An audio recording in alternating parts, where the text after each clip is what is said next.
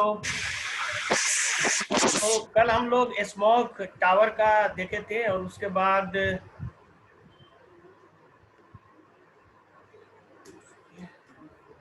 मोतियाबिंद के बारे में जो नई जानकारी थी उसके बारे में कि स्प्रीन मोतियाबिंद पे क्या कार्य करता है। इसको मतलब उससे पहले हम लोगों ने देखा था स्मॉग टावर, स्पेस एक्स, फ्लोरेसिस वाला, ये 3 न्यूज हम लोगों ने देखा था। तो उसके अतिरिक्त अब जो न्यूज है हमारा यहाँ पे मैं छोड़ के दिया था आप लोगों को।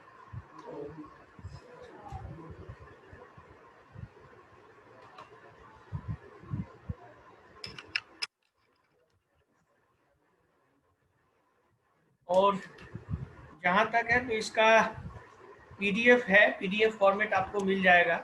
और जो पिछला है उसका भी पीडीएफ फॉर्मेट हम आज ही आप लोग के ग्रुप में डाल देंगे, जो ग्रुप है उस पर। तो पीडीएफ के लिए आप लोग चिंता न करें, पीडीएफ मिल जाएगा इसका, जो भी करंट अफेयर्स का है आपका वो।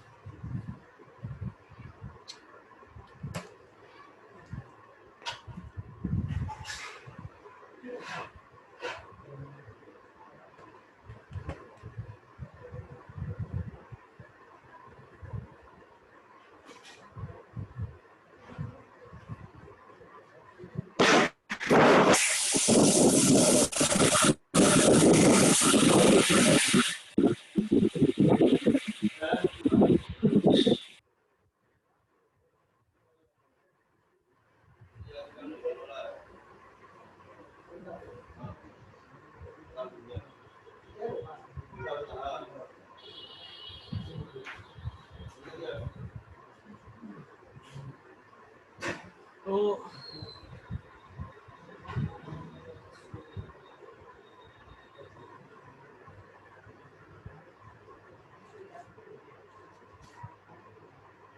ये स्क्रीन आपको दिखाई दे रहा है, शेयर जो किया आपने? हाँ ठीक है। तो मोतियाबिंद को रोकने के लिए एस्पिरिन, एस्पिरिन हम लोग जानते हैं। तो इसका संदर्भ ये था, ये न्यूज, इस न्यूज का, कि नैनो विज्ञान और टेक्नोलॉजी संस्थान यानी institute of nano science and technology के वैज्ञानिकों ने एक किफ़ायती और कम जटिल तरीके से मोतियाबिंद को रोकने के लिए, जो मोतियाबिंद जो ज़्यादा एज में हो जाता है, non asteroid anti inflammatory drugs NSAID, non asteroid anti inflammatory drug यानी एस्प्रिन से नैनोरोड विकसित किया है। इससे मतलब एस्प्रिन से विकसित किया है, जिससे आपको मोतियाबिंद को रोका जा सकता है, या मोतियाबिंद को रोकने के लिए ये प्रयास किए जा सकते हैं। तो इसका मुख्य बिंदु इस तरह से है, जैसा कि हम लोग जानते हैं कि जब भी दर्द होता है तो आप लोग एस्प्रिन लेते हैं, बुखार या सर दर्द, सूजन को कम करने के लिए इसका किया जाता है। और अब यह मोतियाबिंद के खिलाफ प्रभावी गैर आक्रामक छोटे अणु आधारित नैनो थेरेपेटिक्स के रूप में जाना जाता है। नैनो थेरेप्यूटिक्स, ये भी जो टर्म है, इस टर्म को इस तरह से समझिए, यानी जो थेरेपी हम लोग करते हैं, तो एक तो नेचुरोपैथी होता है, हेमोपैथी होता है। ये थेरेपी जो होता है वो नैनो टेक्नोलॉजी यानी नैनो पार्टिकल्स के द्वारा जो भी किया जाता है, उसको नैनो थेरेपेटिक्स के रूप में जाना जाता है। तो उसी में इसका यूज किया गया है। तो ये मतलब institute of nano technology and science जो है, वो department of science and technology जो भारत सरकार का है, उसके अधीन ये स्वायत्त संस्था, इंडिया के इंडिपेंडेंट ऑर्गेनाइजेशन है। तो अब हम लोग देखेंगे कि ये मोतियाबिंद पे जो कार्य करेगा, तो मोतियाबिंद के बारे में थोड़ा जान लें। मोतियाबिंद होता क्या है, जिसको कैटरेक्ट बोलते हैं अंग्रेजी में। तो यह अंधापन का एक प्रमुख रूप है। यह तब होता है जब आंखों में लेंस बनाने वाली क्रिस्टलीय प्रोटीन की संरचना बिगड़ जाती है, यानी उसमें बिगाड़ आ जाती है। तो इस प्रकार का ये ऊपर जो है तो जमा होने लगता है, जो मोतियाबिंद का कारण बनता है। इस तरह की गिरावट क्षतिग्रस्त या अव्यवस्थित प्रोटीनों को एकत्र करने और एक दूधिया या नीली भूरी परत हो जाती है। जब देखेंगे जो मोतियाबिंद वाले को, उसको आँख के ऊपर जो होता है, लेंस के ऊपर, वो दूधिया या भूरी टाइप का परत बनेगा, जो अंततः लेंस की पारदर्शिता को प्रभावित करता है। जो लेंस जो हमारा होता है, जो जानते हैं जिसको कॉर्निया बोलते हैं, कॉर्निया प्रतिरोपण जिसको किया जाता है, उसके ऊपर वो चेंज मतलब वो साफ धुंधलापन दिखाई देता है। तो ये बेसिकली मोतियाबिंद होता है। तो ये आप लोग स्क्रीनशॉट ले लें, बाकी पीडीएफ आप लोग को मिल जाएगा, उसके लिए आप लोग चिंता न करें। वो जो बैक वाला पीडीएफ है और ये है वो सारा मैं दे दूंगा, ठीक है।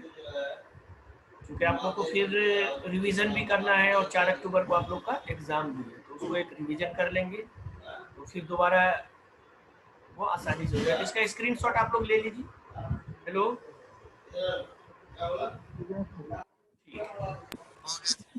ठीक है।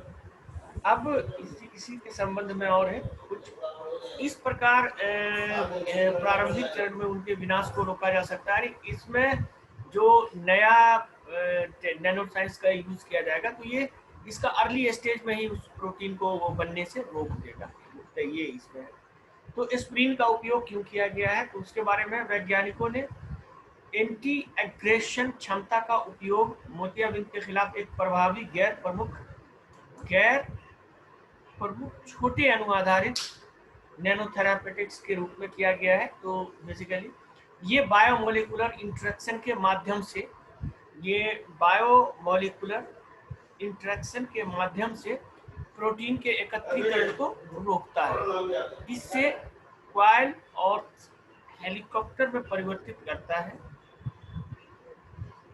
क्वाइल और जिसके परिणाम स्वरूप कुल मिलाकर ये मतलब जैसे कि ये अगर जम रहा है, आप समझ लें ये कैटरेक्ट के ऊपर ये प्रोटीन जमता है व्हाइट या दूधिया रंग का, तो बेसिकली ये बायोमोलिक्यूल इंटरेक्शन, ये जो मॉलिक्यूल्स होते हैं आपके एस्पाइरिन के, वो इसको अलग कर देते हैं, अलग करके इसको क्वाइल के रूप में कर देते हैं, जिससे ये जम नहीं पाता है, बन नहीं पाता है। तो ये एक प्रमुख इसका है। तो इसका महत्व ये देखें कि महत्व क्या है।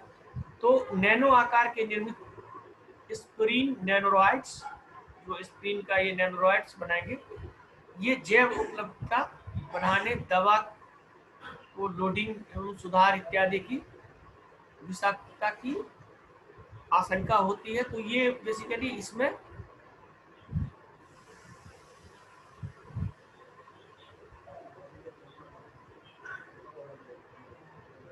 ये सुधार मतलब जो पहले जो नॉर्मल जो हम लोग यूज कर रहे थे उसमें जो विषाक्तता ये है, तो उसकी आशंका को ये कम करता है। इसीलिए आंखों की बूंदों के रूप में स्प्रीन नैनोराइड का वितरण गैर इन्वेसिव के रूप में मोतियाबिंद के इलाज के लिए प्रभावी और व्यवहार विकल्प के रूप में काम।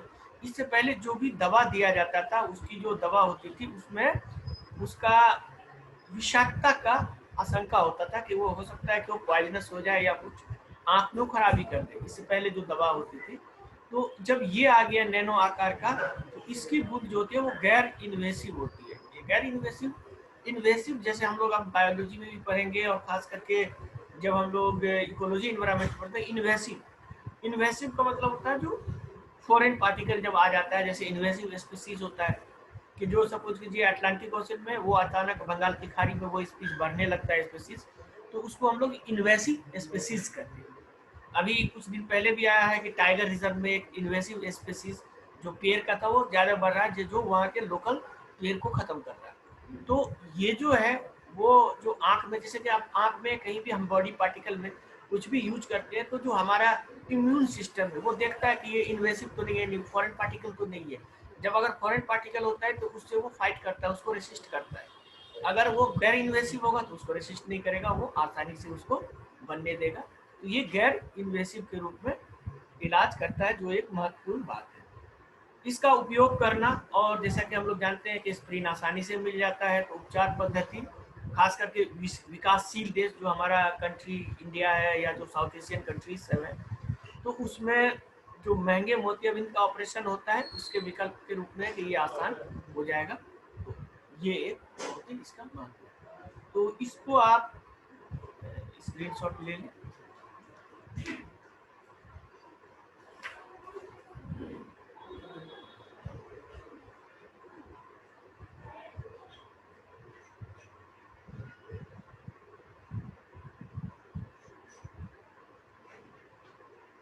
हो गया स्क्रीनशॉट? हेलो? ठीक यस सर हो गया। यस सर हो गया। ठीक ठीक। अब हम लोग देखेंगे बायडू नेविगेशन सेटेलाइट सिस्टम। ये चाइना जिस तरह से जीपीएस अमेरिका का, उसी तरह से सेटेलाइट नेविगेशन सिस्टम चाइना ये जो है सो खुद का ग्लोबल सेटेलाइट सिस्टम लॉन्च किया है। इसके बारे में हम लोग जानेंगे। तो इसका संदर्भ ये था कि अगस्त में ही चीन ने देश के स्वदेशी नेविगेशन, यानी चीन का स्वदेशी navigation system, satellite system BDS, ये Beidou navigation satellite BDS, Beidou navigation satellite BDS को बोयडू थर्ड, इससे पहले फर्स्ट और सेकंड को पूर्ण वैश्विक सेवाओं के लिए औपचारिक रूप से, यानी ये जिस तरह से हम लोग जीपीएस यानी ग्लोबल पोजिशनिंग सिस्टम करते हैं, तो ये जो सेटेलाइट है वो ठीक उसी तरह से ग्लोबल पोजिशनिंग सिस्टम वो करें। देखिए, इसका फायदा ये होता है कि अगर आपका कोई भी ग्लोबल पोजिशनिंग सिस्टम होता है, नेविगेशन सिस्टम होता है, तो उससे ये, जैसे कि अभी तक आपने जीपीएस शुरू किया था या जो वो उस पर अमेरिका का था, तो उसका ही यूज ज़्यादातर लोग कर रहे थे। उसका क्या होता है कि वो डेटा जो जीपीएस से अवेलेबल आपके पास होता है, वो डेटा आपके अमेरिका के पास भी पहुंच जाता है।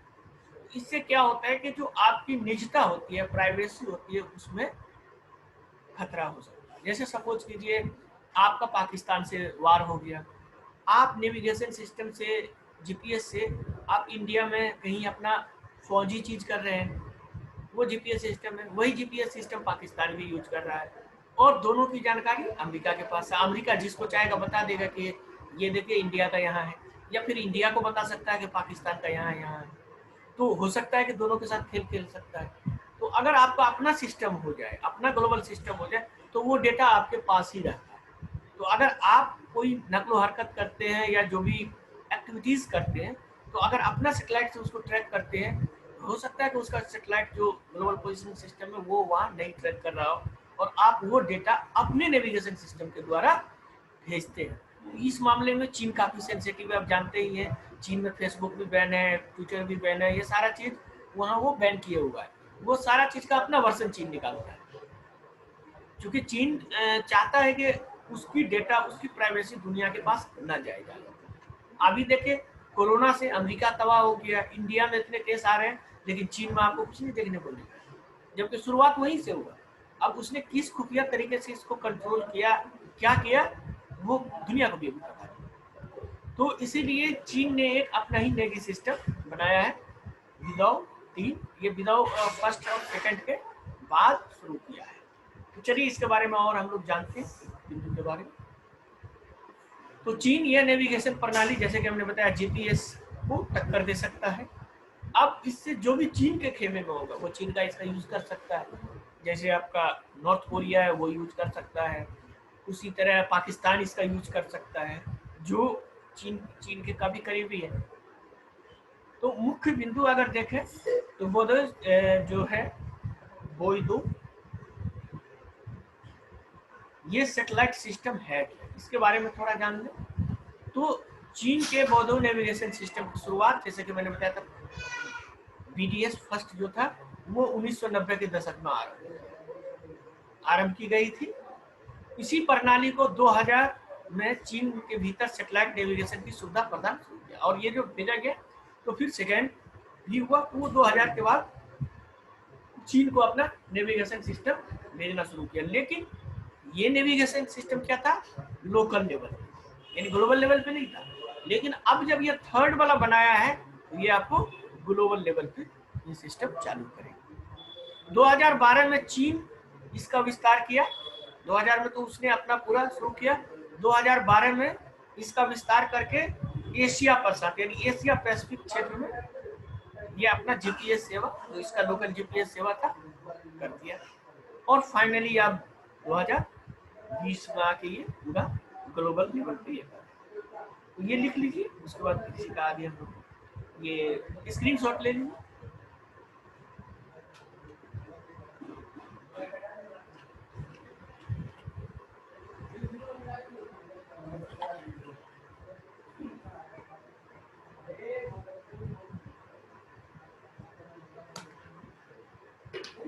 हो गया स्क्रीनशॉट?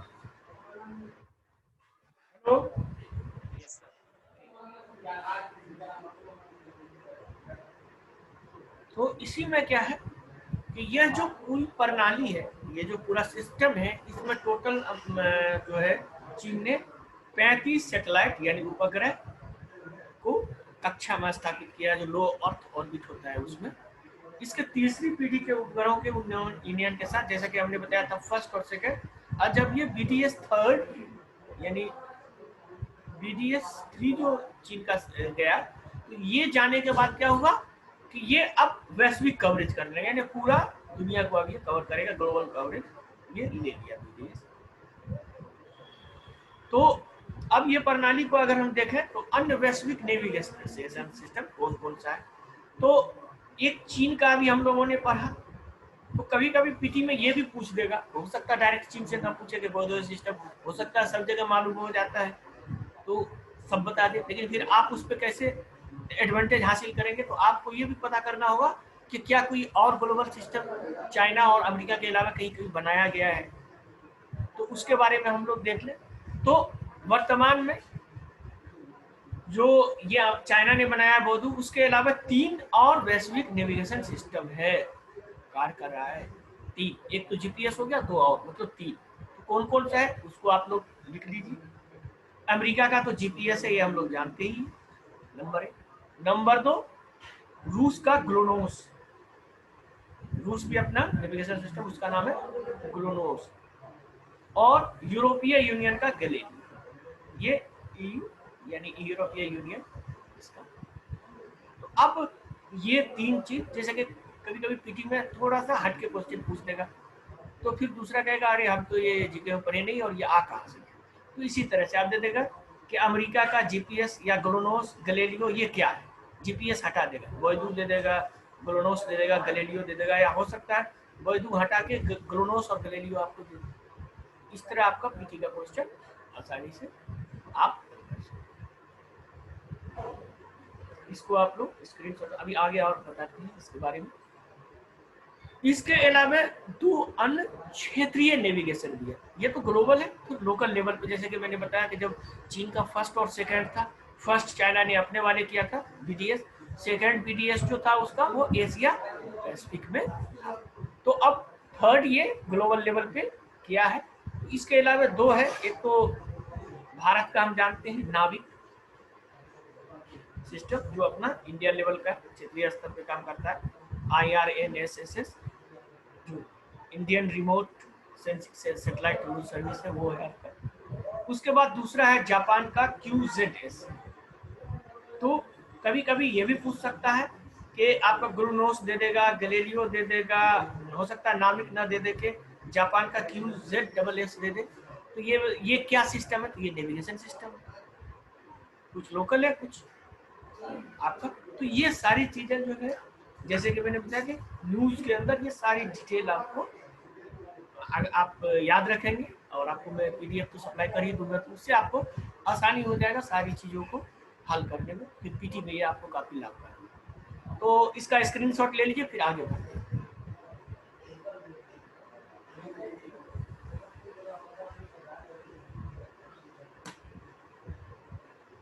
हो गया सर।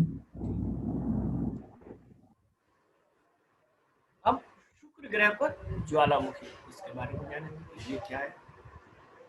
तो शुक्र ग्रह पर ज्वालामुखी के बारे में है, इसका संदर्भ ये हुआ कि हाल ही में एक स्टडी नेचर जियो साइंस में आया था, प्रकाशित हुआ था, जिसमें ये था कि शुक्र अभी भी भौगोलिक रूप से काफी एक्टिव है। तो हम जानते हैं कि जो हमारा अर्थ है, मैंने आपको पढ़ाया भी था ज्योग्राफी में, earth is a dynamic planet. Earth क्या है, ये भी एक सक्रिय ग्रह है। आप देखते हैं कि अचानक ज्वालामुखी हो जाता है, भूकंप आने लगता है, ये सारी जो एक्टिविटीज है ये अर्थ पे अभी हो रही है, भले कम मात्रा में हो रही है, उतने स्तर पे नहीं हो रही है जैसा कि अर्ली अर्थ में था। अर्ली फेज में लगातार ज्वालामुखी विस्फोट हो रहा था, सल्फर का ये हो रहा था, उत्सर्जन हो रहा था, और ये सब अभी कम है, लेकिन अभी भी एक्टिव है। लेकिन जो शुक्र ग्रह के बारे में पता चला है वो काफी सक्रिय है, वो अभी भी काफी सक्रिय है, इसके बारे में है। इसका मुख्य बिंदु इस तरह से है, आप देखें तो अध्ययन में शुक्र के सतह पर कोरोना के रूप में ज्ञात अंगूठी जैसी संरचनाओं के रूप में 37 सक्रिय ज्वालामुखी की पहचान की, जो वो ऐसा है कि जैसे अब देखिए जैसे ये शुक्र ग्रह है मान लेते हैं, तो इसके ऊपर जब वो सेटेलाइट इसे देखते हैं टेलीस्कोप जो होता है उससे, तो ये एक कोरोना का अर्थ ही होता है क्राउन, यानी उसके ऊपर जैसे सर के ऊपर चारों तरफ कोरोना उसको बोलते हैं। कोरोना वैसे लैटिन शब्द है। तो यहाँ उसको लगा कि ये सारी चीजें जो वो डीप से इसका अध्ययन स्टडी किया गया नेचर जियो साइंस में, तो ये पता चला कि ये सारे जो है वो तकरीबन 37 ज्वालामुखी है जो लगातार काफी बड़े हैं और एक्टिव। तो इससे ये पता चलता है कि जब ग्रह के अंदर गहरे गर्म पदार्थ की परत है, यानी जो मेंटल होता है जिसे पृथ्वी में भी होता है, और क्रस्ट के माध्यम से ऊपर उठती है, यानी मेंटल से आता है और फिर ऊपर उठता है, तो ये कोरोना बनता है, यानी ये जो कोरोना चारों तरफ दिखाई देता है वो बनता है। इससे पहले ये माना जाता था, ये तो नया रिसर्च पता चला है, इससे पहले ये माना जाता था कि शुक्र की सतह पर भूगर्भीय गतिविधि नहीं होती। हालांकि वैज्ञानिकों ने कुछ समय के लिए जाना कि शुक्र की मंगल और बुध जैसे ग्रहों की तुलना में एक छोटी सतह है जिस पर ठंडा अंदरूनी भाग है। यानी पहले का ये कॉन्सेप्ट था शुक्र के बारे में, आप जाने कि ये शुक्र ग्रह जो है ये उतनी एक्टिव नहीं है, लेकिन इसका जो एटमॉस्फेयर है वो काफी घना है। तो काफी घना होने के बाद बावजूद चूंकि ये सूर्य से नजदीक पड़ता है, तो जो इसका सूर्य से जो डायरेक्ट रेडिएशन आता है इसको ये कैच कर लेता है, और कैच करने के परिणाम स्वरूप इसका टेम्परेचर बहुत ज्यादा होता है। तो ये ऊपर इसका वायुमंडल तो काफी गर्म है, लेकिन हो सकता है कि इसका जो सतह है कुछ समय के लिए ये लोग जान रहे थे कि मंगल और तुलना में ये छोटी, मतलब ये ठंडा अंदरूनी भाग ठंडा हो सकता है, ऐसा वैज्ञानिकों का मानना था। लेकिन ये नया शोध ये पता चला है कि नहीं, ये जो है इसके नीचे का जो है वो मेंटल और लावा की तरह उबल रहा है और जो ज्वालामुखी के रूप में विस्फोट हो रहा है। तो इसका स्क्रीनशॉट ले लीजिए, फिर आगे हम लोग और चर्चा करेंगे।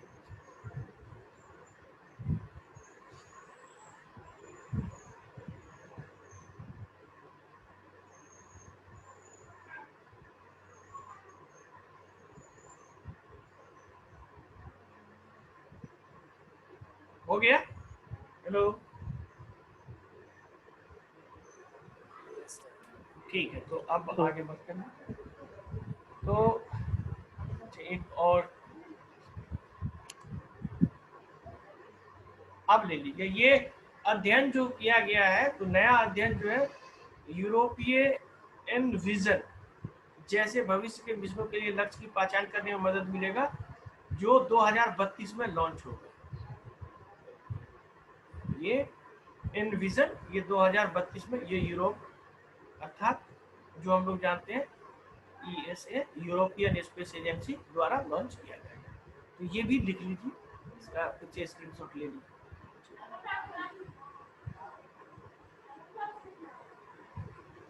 तो आगे बढ़ते हैं।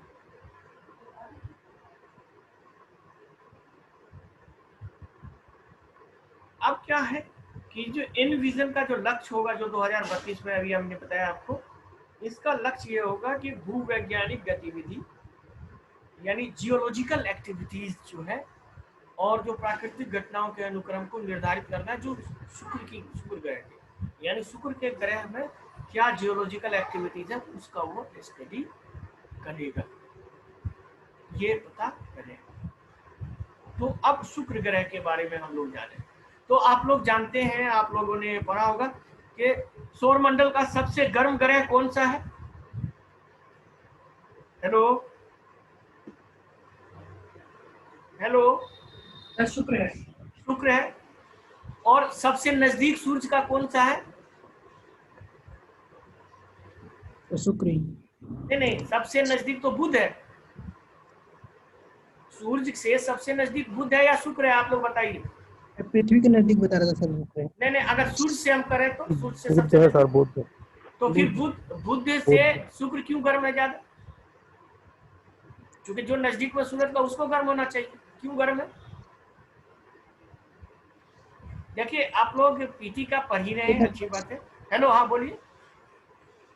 मैटर की वजह से सर कौन कौन से प्लैनेट में कौन कौन सा मैटर होगा? नहीं नहीं, ठीक है, मैटर तो वही है जो आपका सोलर सिस्टम में बना हुआ है, चाहे वो मंगल का हो, सब अलग अलग जो टेरेस्ट्रियल प्लेनेट है उसका मैटर, यानी मंगल, शुक्र, पृथ्वी और बुध, ये तीनों को टेरेस्ट्रियल प्लेनेट कहते हैं, यानी ये रॉक से बना हुआ प्लेनेट है। तो जो सोलर सिस्टम में, और उसके बाद वाला प्लेनेट जो होता है वो गैसीय प्लेनेट होता है।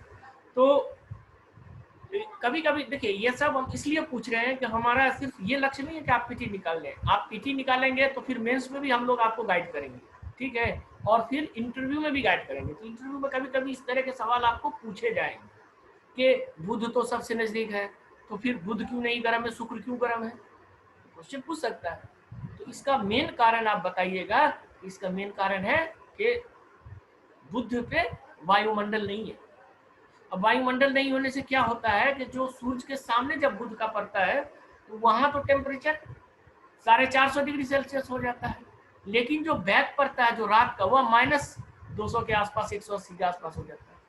तो अगर एवरेज देखें तो ऑलरेडी उसका बुध का कम हो जाएगा, क्योंकि वायुमंडल नहीं है। और शुक्र में क्या है, वायुमंडल है, और जो सूरज का रेडिएशन आता है उसको क्या होता है, वायुमंडल घना है काफी। जैसे कि हम लोग कहते हैं ना कि वैश्विक तापमान क्यों बढ़ रही है, कार्बन डाइऑक्साइड के बढ़ने से। तो कार्बन डाइऑक्साइड और इस तरह के जो गैस है उसका काफी घना बादल है जो वायुमंडल शुक्र का है, शुक्र का जो वायुमंडल है। तो उसके वजह से सारा हीट उसी में ट्रैप हो जाता है। उसका टेम्परेचर तकरीबन हो जाता है आपको 470 डिग्री सेल्सियस, और वो चूंकि मेंटेन रहता है तो रात में भी कम नहीं। और शुक्र का जो आप देखेंगे आकार, वो लगभग पृथ्वी के बराबर होता है।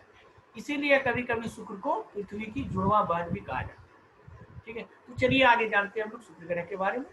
तो यह सूरज का दूसरा निकटतम, पहला बुध था, दूसरा निकटतम ग्रह है, और सौरमंडल का छठा सबसे बड़ा ग्रह है।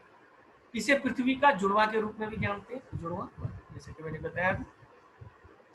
उसी तरह यह सौर मंडल का सबसे गर्म ग्रह, इसका अत्यधिक तापमान इसमें होता है 470 डिग्री सेल्सियस पर होता है। अब सोचिए 470 डिग्री, 100 डिग्री पे ही आपका पानी उबलने लगता है। तो डेफिनेटली बात है, यहाँ लिक्विड वाटर हो नहीं सकता है। और अम्लीय बादल जो एसिडिक, जैसे कि नाम था सल्फ्यूरिक एसिड का बादल, इसके जीवन के लिए अप्रत्याशित जगह बनाते हैं, यानी ये नॉन लिविंग, यानी यहाँ लोग जिंदा नहीं रह सकते, इस तरह के कंडीशन में जिंदा नहीं हो सकता। यूरेनस के साथ अन्य ग्रहों के संबंध के पीछे ये उल्टा घूमता, ये भी एक आपका है कि जैसे सब इस तरह से घूमता है, तो ये ठीक इसका उल्टा घूमता है। तो इसको हम लोग कहते हैं कि यू भी आप याद रख सकते हैं। कभी पूछे कि जो पृथ्वी और मंगल है, जितने भी ग्रह हैं, तो उसमें से उल्टा कौन घूमता है इसका, तो यूरेनस और वेनस, यानी कि शुक्र ग्रह, ये दोनों घूमता है। तो बुध के साथ साथ इसमें भी, जैसे कि हम लोग जानते हैं कि कोई इसका सैटेलाइट उपग्रह नहीं, बुध में भी कोई उपग्रह नहीं, शुक्र में भी कोई उपग्रह नहीं है।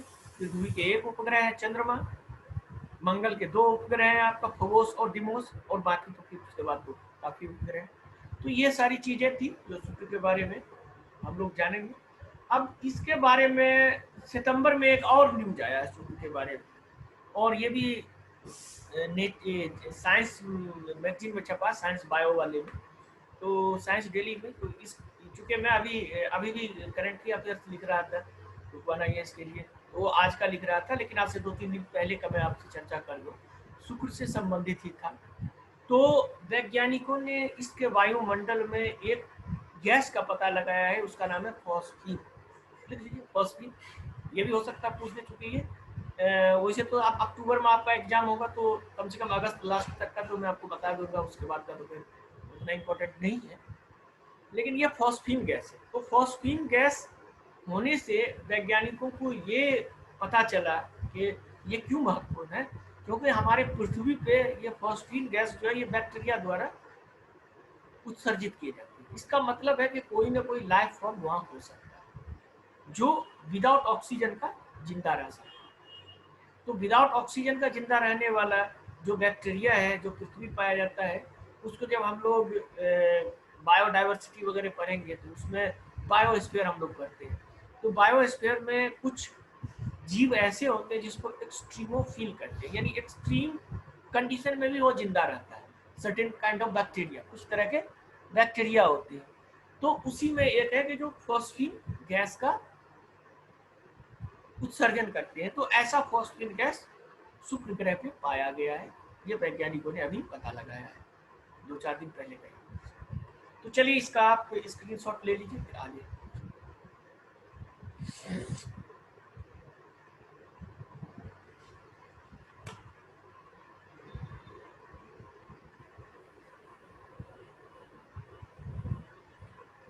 हेलो, ठीक।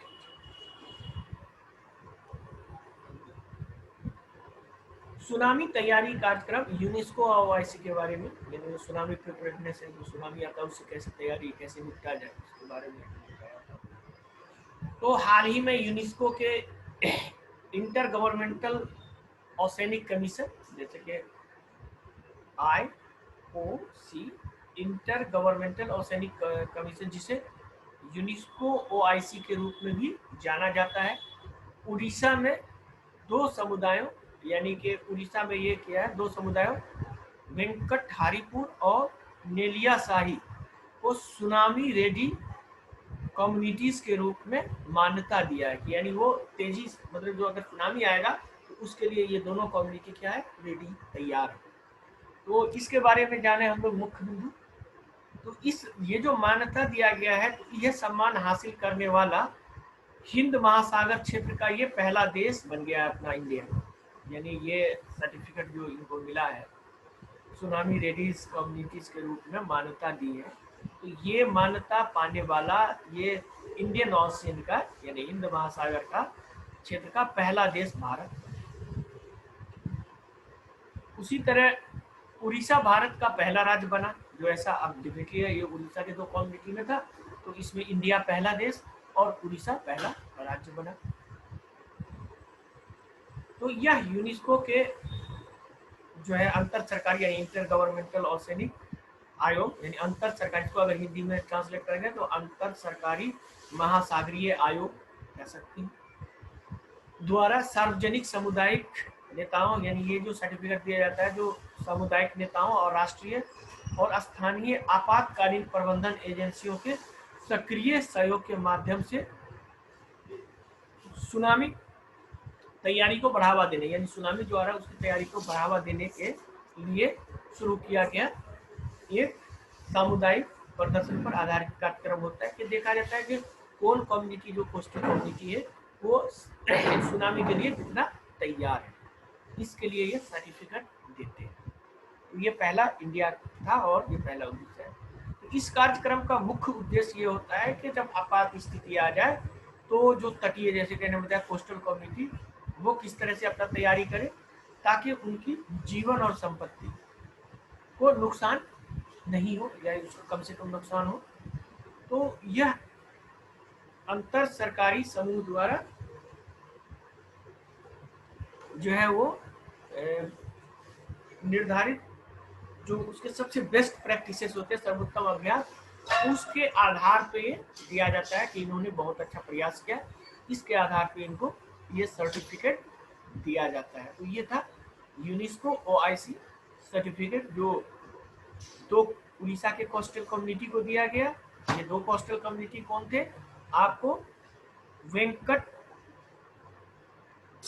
राहरीपुर और नेलियाशाही, ये 2 कम्युनिटी थे। ये 2 कम्युनिटी कहाँ के थे, उड़ीसा के थे।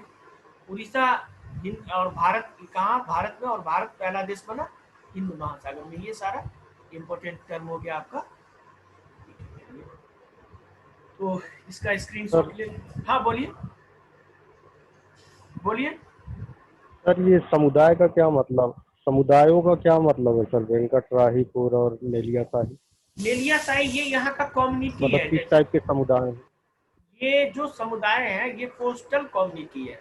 जैसे हम लोग, अब जैसे ये उड़ीसा हो गया, मान लिया यहाँ पे ये उड़ीसा है, उड़ीसा तट पे छोटे छोटे गांव होते हैं, छोटे छोटे समुदाय से बने होते हैं, ठीक है। तो ये वेंकटराहीपुर और नेलियासाई, ये दो, जिस तरह से हम लोग एक गांव को एक कम्युनिटी में मान लेते हैं, तो उसी तरह ये तटीय क्षेत्र में जो रहते हैं तो सर्टेन कम्युनिटी के लोग, आप गांव जाएंगे कभी, जो गांव में रहे होंगे जानते हैं, तो जो हम लोग का गांव का होता है तो आप देखते हैं तो ये ब्राह्मण टोला है, ये पल्ला है, तो एक जातीय एक कम्युनिटी के आधार पर गाँव बसता था पहले। अर्बन एरिया में तो सब मिक्स होता है। तो आप जब जाएंगे इंडिया का जो हमारा कल्चर है, तो वो देखेंगे हर जगह कि सर्टेन कम्युनिटी अपना अलग विलेज बना लेता था, अलग वहाँ रहना लेता था। तो ये वेंकटराहीपुर और नेलियासाई, ये दोनों ये तट के पास उड़ीसा के मौजूद है, और ये दोनों कम्युनिटी आप कह सकते हैं जो फिशिंग कम्युनिटी या कोस्टल कम्युनिटी है, जो जिसको सुनामी से हमेशा जूझना पड़ता है। तो ये दो कम्युनिटीज या समुदाय, ये दो समुदाय जो है, तो ये क्लियर हुआ, दो समुदाय। Hello, yes sir, yes. ठीक है। तो अब ये दो कम्युनिटी असल में, ये दो कम्युनिटी का नाम आपको याद रखना है, ठीक है। अब इसमें कहा तो उड़ीसा में हुआ, और इंडिया में, इंडियन ओशन में ये सम्मान प्राप्त करने वाला भारत पहला देश, ठीक।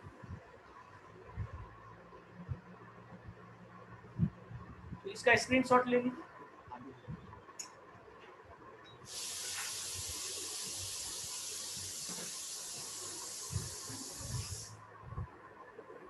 हो गया स्क्रीनशॉट? हेलो, यस सर, हो गया। ठीक। अब भारत का कार्यान्वयन, मतलब अब देखें तो इंडिया, इसके बारे में, सुनामी के बारे में हमारी भारत की क्या स्थिति है, किस तरह से कार्यान्वयन हो। तो सुनामी रेडी नेशनल बोर्ड एक जो है विज्ञान मंत्रालय, जो है मिनिस्ट्री ऑफ अर्थ साइंस, यानी पृथ्वी विज्ञान मंत्रालय अगर इसको कहें तो हिंदी में होगा, जिसको अंग्रेजी में मिनिस्ट्री ऑफ अर्थ साइंस कहा जाता है।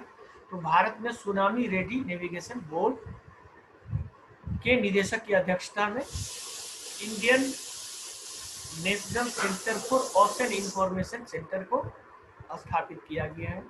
ये सब बहुत ही इम्पोर्टेंट चीज होता है कि जैसे कि सुनामी रेडी, मतलब जो सिस्टम है, इसको कौन मंत्रालय इसका, वो आपको पर्यावरण मंत्रालय भी दे देगा, और जो अन्य मंत्रालय, तो इसमें देखना है कि कौन से मंत्रालय, तो ये आपको मिनिस्ट्री ऑफ अर्थ साइंस के अधीन किया गया है, ठीक है। अब मिनिस्ट्री ऑफ अर्थ साइंस जो है, ये आपको NDMA यानी नेशनल डिजास्टर मैनेजमेंट अथॉरिटी के सदस्यों से इसमें लिया गया है, मतलब उसको इसमें इंकॉर्पोरेट किया गया है सुनामी वालों में। और गृह मामले ministry of home affair, Orissa राज्य आपदा प्रबंधन कमीशन, और अंडमान निकोबार द्वीप समूह निर्देशालय, और इनको इसमें कार्यान्वयन में, इस इम्प्लीमेंटेशन में जो सुनामी का सिस्टम है उसमें ये शामिल है। ये सब तो इसमें होता क्या है कि ये जो हमारा सुनामी रेडी सिस्टम है, इसका कार्यान्वयन किस तरह से किया जाता है, उसको इस तरह से देखें कि ये जो नेशनल बोर्ड है सुनामी रेडी नेशनल बोर्ड जो किया गया है, वो मिनिस्ट्री ऑफ अर्थ साइंस के अंतर्गत है। ये एक इंफॉर्मेशन सिस्टम बनाया गया जिसका नाम है इनक्वाइस, और इसमें नेशनल डिजास्टर मैनेजमेंट अथॉरिटी शामिल है।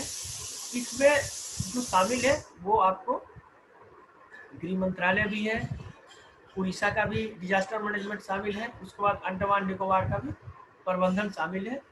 तो ये सारा चीज मिलकर ये सुनामी। अब अगर इंडिया का इस तरह से मैप देखें, और ये अंडमान निकोबार द्वीप है, तो ये पूरा समझिए ये बंगाल की खाड़ी में ये इसको ये करने के लिए किया गया है। क्योंकि आप लोग जानते हैं जब एक बार सुनामी आया था तो इसमें काफ़ी ये हमारा तमिलनाडु का तट वगैरह काफ़ी प्रभावित हुआ था 2004 में जो आया, तो सबसे बड़ा डिजास्टर। उसके बाद काफ़ी एक्टिवनेस आई और फिर सुनामी वार्निंग सिस्टम लगाया गया, ये सारी चीज़ें। तो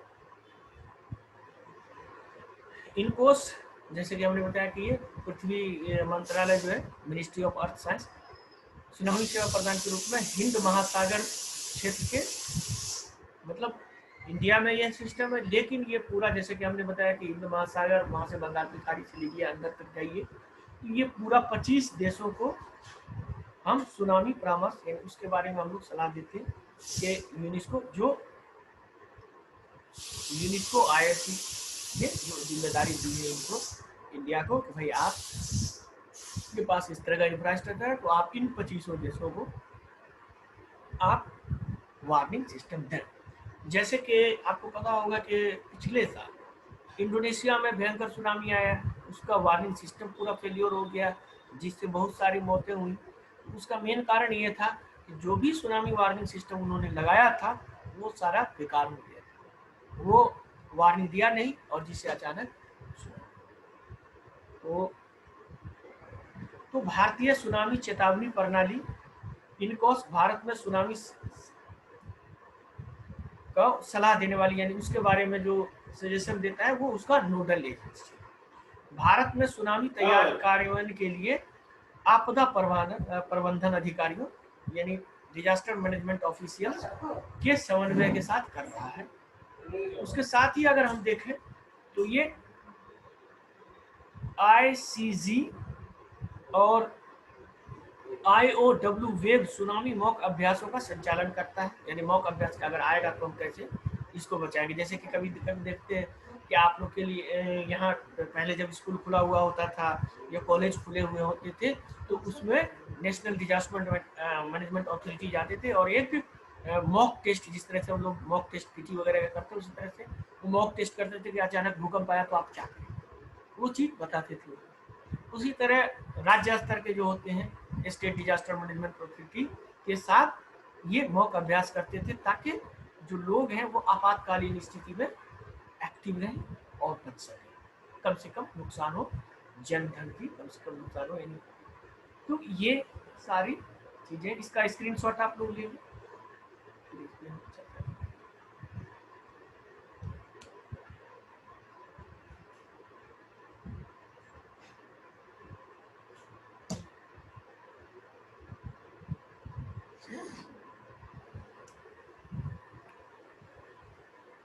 हो गया, ले लिया आप लोगों ने। तो चलिए अब एक चीज और आप लोग को बता देते हैं, एक्स्ट्रा जो लिखा हुआ नहीं है लेकिन हम बता देते हैं कि सुनामी वार्निंग सिस्टम के बारे में जानते हैं कि ये कैसे काम करता है। Hello hello hello hello hello. हाँ, सुनामी वार्निंग सिस्टम के बारे में जानते हैं कैसे काम करता है। तो वहाँ की जोग्राफिकल कंडीशन देखता है, जहाँ पर जैसे वहाँ पर हीट कितना ठंडा है, गर्म है। हाँ, तो ये वार्निंग कैसे देता है, कैसे ये संचारित होता है, इसका एक हम फिगर आपको दिखा के बना देते हैं ताकि आपको और क्लियर हो जाए। ठीक है, हेलो, ये देखिए इस तरह से होता है कि ये देखिए आप सुनामी हम जानते हैं कि सुनामी जो है समुद्र में उठने वाली बहुत जायंट लहरें होती है जो पूरे तट को डुबो के पूरा खत्म कर देती है। तो ये होता क्या है कि ये देखिए ये एक लैंड है,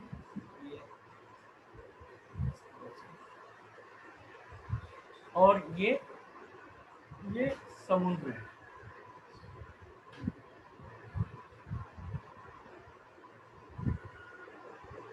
ये सी है, ये आपका लैंड है, और ये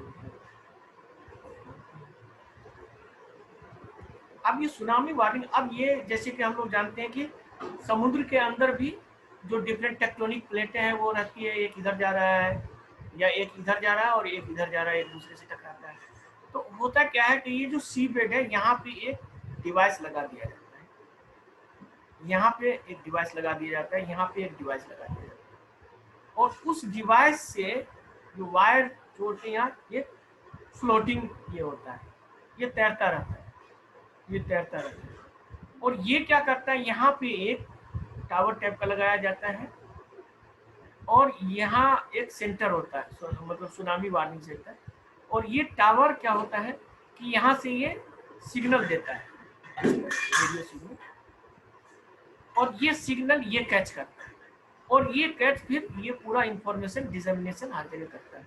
तो जैसे ही इसमें कोई भी हल्का हलचल होगा, भूकंपीय गतिविधि हो, क्योंकि मोस्टली जो सुनामी आती है वो भूकंप की टेक्टोनिक एक्टिविटी से आती है, या फिर ज्वालामुखी एक्टिविटी, जो अंडर वाटर ज्वालामुखी एक्टिविटी है उससे आती है। तो जैसे ही अचानक आया कि इसके अंदर वेव शुरू होगा, तो अब वेव शुरू होगा और यहाँ आने में जब तक टाइम लगेगा उससे पहले ही ये यहाँ की एक्टिविटी यहाँ से संचारित करके यहाँ ले जाता है और ये पूरा एरिया कर देता, फिर ये पूरा एरिया वाले।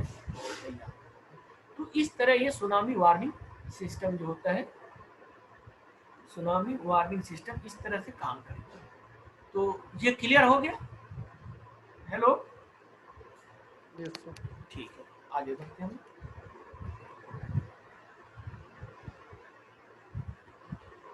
प्रदूषण संबंधित मुद्दे पर जो है, जो प्रदूषण पे एक रिपोर्ट आई थी, वो यूनिसेफ की रिपोर्ट थी। उसके बारे में हम लोग जानते हैं कि ये रिपोर्ट क्या था उसके बारे में। तो United nation children fund UNICEF तथा प्रदूषण संबंधी मुद्दे पर केंद्रित एक अंतर्राष्ट्रीय गैर लाभकारी संस्था, या जिसको एनजीओ आप कह सकते हैं, नॉन प्रॉफिट ऑर्गेनाइजेशन, जिसका नाम था प्योर अर्थ, द्वारा एक रिपोर्ट जारी की गई है जिसका शीर्षक है विषाक्त सच, बच्चों का शीशा प्रदूषण से संपर्क, यानी टॉक्सिक ट्रूथ आप कह सकते हैं। और बच्चे का जो लेड पोल्यूशन से जो प्रॉब्लम होता है, तो ये एक समूची पीढ़ी की क्षमताओं को नष्ट करता है। तो बेसिकली इसमें दिया है कि लेड पोल्यूशन क्या होता है, शीशे का प्रदूषण क्या होता है, और उससे कैसे आने वाली पीढ़ी प्रभावित हो रही है उसके बारे में। तो इसका प्रमुख बिंदु देखें तो लेड पॉइजनिंग के बारे में, जैसे कि मैंने बताया, लेड पॉइजनिंग के बारे में यानी शीशा की विषाक्तता के बारे में अब तक ये अज्ञात और व्यापक स्तर पर प्रभावित कर रही है, यानी जिसमें वो पता भी नहीं होता है कि वो उससे प्रभावित हो रहा है और ये तेजी से प्रभावित हो रहे हैं। इसमें देखेंगे तो वैश्विक स्तर पे अगर देखें तो तकरीबन 800 मिलियन बच्चों, अर्थात 800 मिलियन बच्चों को हो गया। इसका मतलब हो गया आपको 80 करोड़ बच्चा में से प्रत्येक 3 में से 1 बच्चे के रक्त में शीशे का स्तर 5 माइक्रोग्राम प्रति लीटर अथवा इससे अधिक है। तो इस स्तर पे अगर हम उसको नहीं करें, मतलब उसका कार्रवाई नहीं की गई, उस पर एक्शन नहीं लिया गया, उसको ठीक नहीं किया गया, तो ये आगे उसके लिए काफी खतरनाक हो सकता है इस बच्चे के लिए।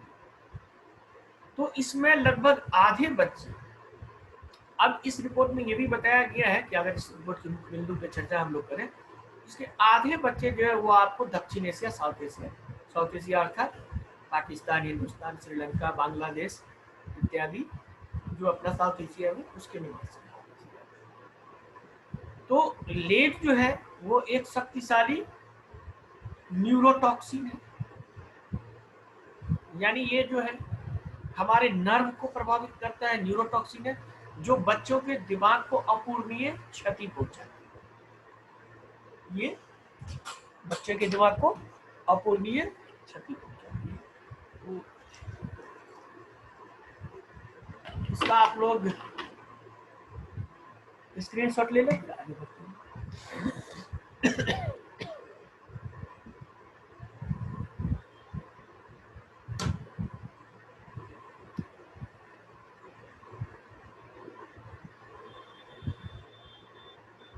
हो गया, स्क्रीनशॉट ले लिया आप लोगों ने?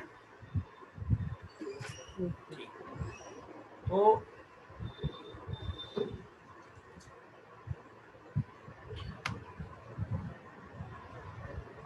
यह विशेष रूप से आप देखेंगे कि ये कैसे सबसे ज्यादा तो 5 वर्ष से कम आयु के बच्चे को घातक होता है, क्योंकि उनके मस्तिष्क को पूरी तरह से विकसित होने से पूर्व ये क्षति हो जाती है, जिन्हें आजीवन तंत्रिका तंत्र संबंधी न्यूरोलॉजिकल डिसऑर्डर जो कॉन्जेनेटिव अथवा शारीरिक विकलांगता होने का संकट रहता है। यानी या तो ब्रेन से उसका प्रॉब्लम हो जाएगा या फिर शारीरिक तौर पे वो न्यूरोटॉक्सिन है तो नर्व को प्रभावित कर सकता है। बचपन में शीशा विषाक्तता संक्रमित होने से क्या होता है, मानसिक स्वास्थ्य और व्यवहार संबंधी समस्याएं आता है और ये अपराध और हिंसा से। अब इसको देखिए किस तरह से समाज को हमारा, तो इससे आपका किसी के साथ साथ मेंस का भी जो ये लेड पॉल्यूशन है, ये हमारे समाज के लिए भी खतरा हो सकता है, क्योंकि उसके ब्रेन में क्या है, एग्रेसिव उसको बनाता है, हिंसा को बढ़ावा दे देता है, अपराध को बढ़ावा दे देता है। तो अगर हम स्वस्थ पर्यावरण नहीं देंगे तो इस तरह से बच्चे को हम और मतलब करें अपराध की तरफ धकेलेंगे।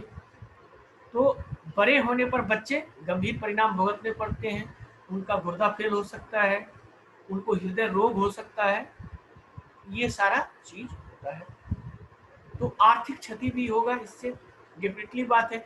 जब हम कंस्ट्रक्टिव एक्टिविटी छोड़ के डिस्ट्रक्टिव एक्टिविटी में लगेंगे तो आर्थिक क्षति भी होगा। आपको देखेंगे कि बचपन में शीशा विषाक्तता से संक्रमित होने से निम्न एवं मध्यम आय वाले देशों में लगभग $1 ट्रिलियन अमेरिकी डॉलर का नुकसान हो, क्योंकि वो आपका प्रोडक्टिव एक्टिविटी नहीं होगा, नॉन प्रोडक्टिव एक्टिविटी हो जाएगा। बच्चे को आपको संभालना पड़ेगा, जिससे आपको आमदनी के बजाय खर्चा करना पड़ेगा, क्योंकि यह बच्चों के जीवन भर के लिए आर्थिक क्षमता को समाप्त करेगा। तो ये मुख्यतः था, तो ये रिपोर्ट, इसका स्क्रीनशॉट ले लीजिए, उसके बाद कुछ एक्स्ट्रा शॉट बताएंगे। स्क्रीनशॉट ले लीजिए।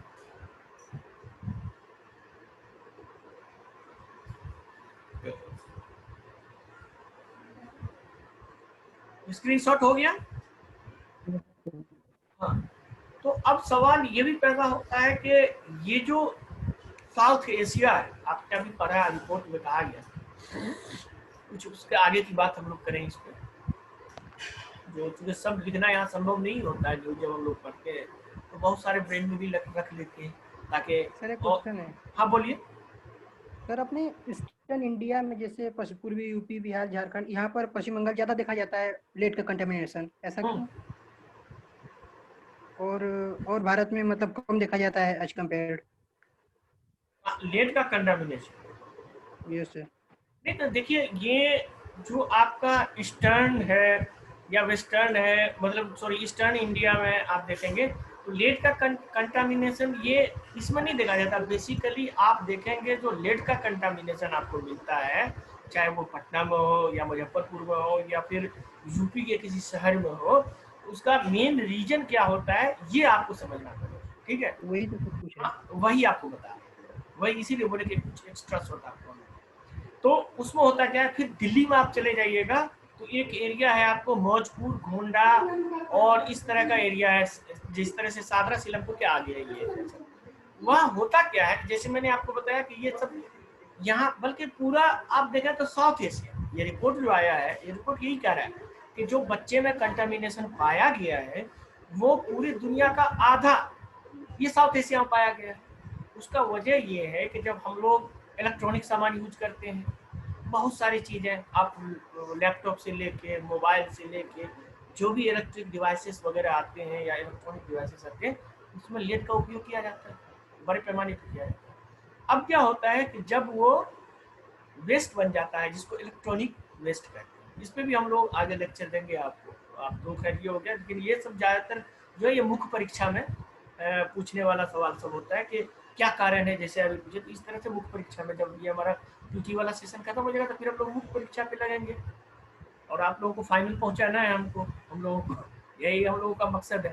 तो इसमें मेन उद्देश्य ये है, ये होता है, क्यों होता है कंटामिनेशन, उसका ये सबसे बड़ा है कि जो भी रिसाइकलिंग हम लोग करते हैं इस वेस्ट का, ई वेस्ट का, वो चाहे पटना के पास कहीं करें, मुजफ्फरपुर के पास कहीं करें या यूपी के किसी ईस्टर्न टाइप में करें, तो यहाँ जो लोअर फैमिली, गरीब फैमिली के बच्चे होते हैं उसको उसमें लगा दिया जाता है। जब उस गरीब बच्चे के फैमिली को मतलब लोग बच्चे वो करते हैं तो उसमें कोई भी वो सुरक्षात्मक उपाय नहीं अपनाते, उसको ऐसे लिया ऐसे तोड़ दिया चारों तरफ। मैं खुद जब एनजीओ में काम कर रहा था इससे पहले, इन्वायरमेंट और ई वेस्ट पे बहुत जगह में गया, मतलब आपको बताया ना को मौजपुर, गोंडा, वहाँ तो छोटे छोटे बच्चे सब आपको मिलेंगे जो उस पिक्चर ट्यूब को तोड़ रहे हो। जैसे हम पहले, अब तो खैर ये आपका इस तरह का आया, लेकिन पहले का कंप्यूटर में क्या था, सीआरटी होता था, यानी सीआरटी, हाँ कैथोड रे ट्यूब होता था। तो ये कैथोड रे ट्यूब जो होता था उसको वो तोड़ते थे ऐसे करके और चारों तरफ फैल जाता था, वो फिर वो सांस लेते थे, उसके अंदर जाता था, और सब 5-7 साल 8 साल इस तरह के बच्चे सब वो काम करते थे। फिर वही आपको यूपी में आएंगे इस टाइम, मतलब आप देखेंगे कि तो पटना में अगर जो है तो उसको वहाँ कर रहा है, अगर बनारस लखनऊ में तो वहाँ वो कर रहा है। तो इस तरह से ये जो हब है ये आपका इधर, क्योंकि गरीबी ज़्यादा है, आप देखें यूपी में बिहार में या इधर जो भी है तो वो गरीबी ज़्यादा है, बशर्ते महाराष्ट्र गुजरात के अलावा। महाराष्ट्र गुजरात में इससे अच्छी स्थिति है, बिहार यूपी वगैरह से, तो वहाँ आपको कम मिलेंगे। उसी तरह से जब आप अमीर और गरीब देशों की तुलना देखें तो साउथ एशिया में ज़्यादा गरीबी है, तो साउथ एशियन कंट्री में आप बांग्लादेश में हो रहा है, पाकिस्तान के कुछ एरिया में हो रहा है। तो जहाँ जहाँ इस तरह से हो रहे हैं, तो ये जो जैसे प्योर अर्थ है, इस तरह का हम लोगों ने जो एक वहाँ गए थे ये करने जो ई वेस्ट पे, तो वो एक दिल्ली की संस्था है टॉक्सिक्स लीग, वो भी नॉन प्रॉफिट ऑर्गेनाइजेशन, वो भी काफ़ी इससे पहले उसने इस पे किया था, क्या कहते हैं, एच पारा पे किया था कि उसका कंटामिनेशन क्या होता है। तो ये सारी चीज़ें जो है, जैसा कि मैंने पहले ही बताया कि अक्सर और हम लोग, तो जो इस फील्ड में काम कर चुका वो आपको अच्छी तरह से बता सकता है, बशर्ते कि ये प्रदूषण से संबंधित कोई गाइड पढ़ ले, उससे आप बियॉन्ड पूछेंगे तो वो सवाल नहीं आपको बता सकते। तो ये बात थी। तो मेन कारण ये है कि ये सारे जो है इनफॉर्मल सेक्टर में ई वेस्ट का रिसाइकलिंग में लगे हुए हैं, जिसके कारण इनके पास पॉल्यूशन ज़्यादा होता है, जिससे ये लेट। ठीक है, तो ये क्लियर हुआ। Okay sir. चलिए आगे चलते हैं।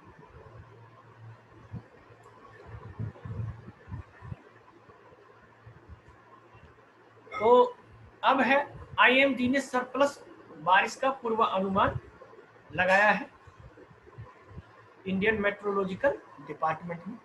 इसकी संदर्भ में अगर हम बात करें तो मानसून की जो दूसरी छमाही होगी उसमें ये बताया है कि दीर्घ में ये 100 औसत से 104% होने की संभावना व्यक्त की गई है। संदर्भ तो मुख्य बिंदु अगर देखें तो देश के प्रत्येक सजातीय क्षेत्र के लिए स्वतंत्र एलपीए का हो गया दीर्घ अवधि औसत, यानी लॉन्ग पीरियड एवरेज, इसको इंग्लिश में लॉन्ग पीरियड एवरेज, उसको शॉर्ट में एलपीए 104% है, जिसमें आप देखेंगे तो 71 जो विभिन्न क्षेत्रों में 71.6 सेंटीमीटर से 143.83 सेंटीमीटर तक होने की संभावना है। तो लंबी अवधि औसत क्या होता है, यह जून से सितंबर के महीने में दर्ज की गई औसत वर्षा है। एलपीए होता क्या है, जिसकी गणना 50 वर्ष के अवधि के दौरान की जाती है कि विगत 50 वर्षों से और अभी तक कितना इसमें एवरेज आया।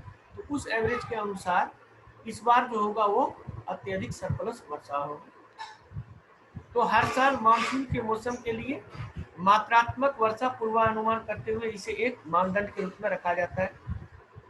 यह वर्षा की सामान्य सीमा के अंतर्गत आता है। इसको देखें तो आईएमडी जो है भारत का जो एक पैमाना रखा गया है, तो 5 वर्षा वितरण श्रेणियों में रखा गया है भारत की पैमाना। ये है नंबर 1 नॉर्मल या नियर नॉर्मल, यानी ये बताया जाता है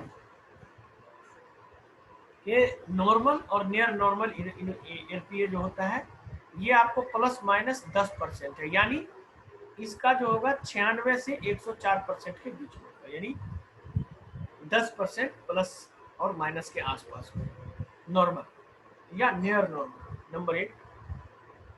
नंबर 2 नीचे यानी लो, ये आपको 10% से कम होगा, यानी ये आपका होगा 90 से 96% के बीच में। उसी तरह से तीसरा है, इसका स्क्रीनशॉट ले लीजिए, तीसरा इसका ले लीजिए, फिर तीसरा बताते हैं।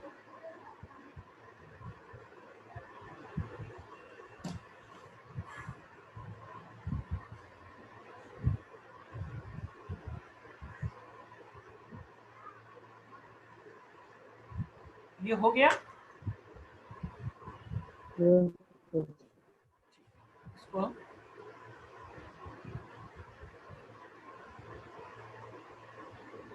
और एक होता है सामान्य से ऊपर, यानी नॉर्मल से ऊपर अगर होता थर्ड कैटेगरी, जो आईएमडी ने किया थर्ड कैटेगरी आप देखा, तो वास्तविक वर्षा में एलपीए का 104 से 110%।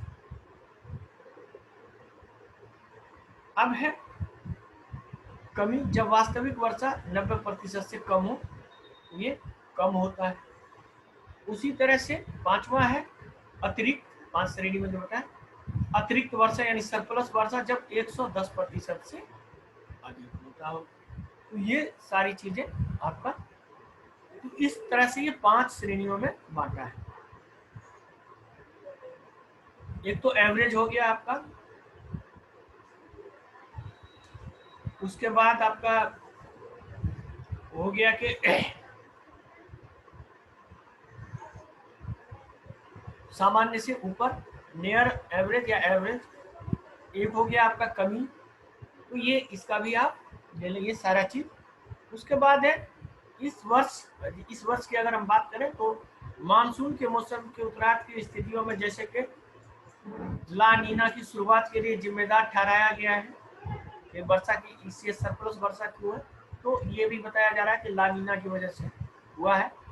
ला नीना जो है वो क्या है ये जानते हैं आप लोग, एक जलवायु पैटर्न है जो मध्य इक्वेटोरियल प्रशांत में नीचे औसत समुद्री सतह के तापमान के वर्णन करता है कि किस तरह से वो एनोमली होता है। वो उसमें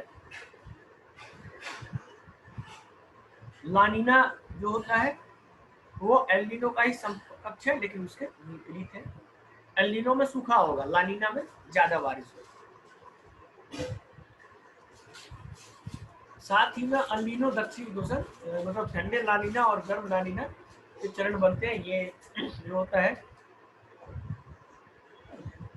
एल्निनो साउथ ऑसिलेशन। तो अब है कि भारत का मौसम विज्ञान कब स्थापित किया गया था, इसके बारे में थोड़ा जान। तो भारत का मौसम विज्ञान 1875 में स्थापित की गई थी इसकी आईएमडी। यह भारत सरकार के पृथ्वी विज्ञान मंत्रालय के अंतर्गत है, मिनिस्ट्री ऑफ अर्थ साइंस के अधीन है। यह मौसम संबंधी टिप्पणियों, मौसम पूर्वानुमान, भूकंपीय विज्ञान के लिए जिम्मेदार प्रमुख एजेंसी है। जो भी होगा या तो आपको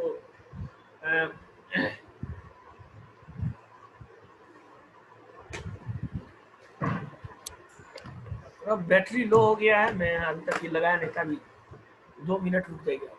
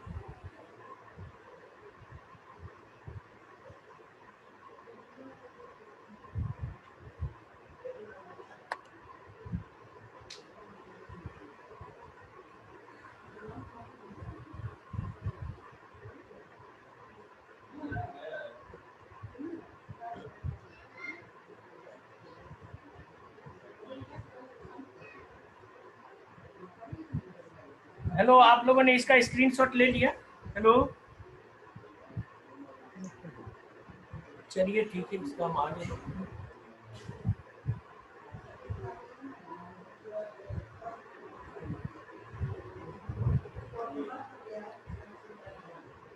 एरियल सीडिंग के बारे में जानते हैं हम।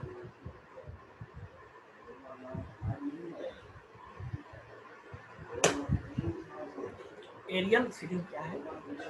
ये न्यूज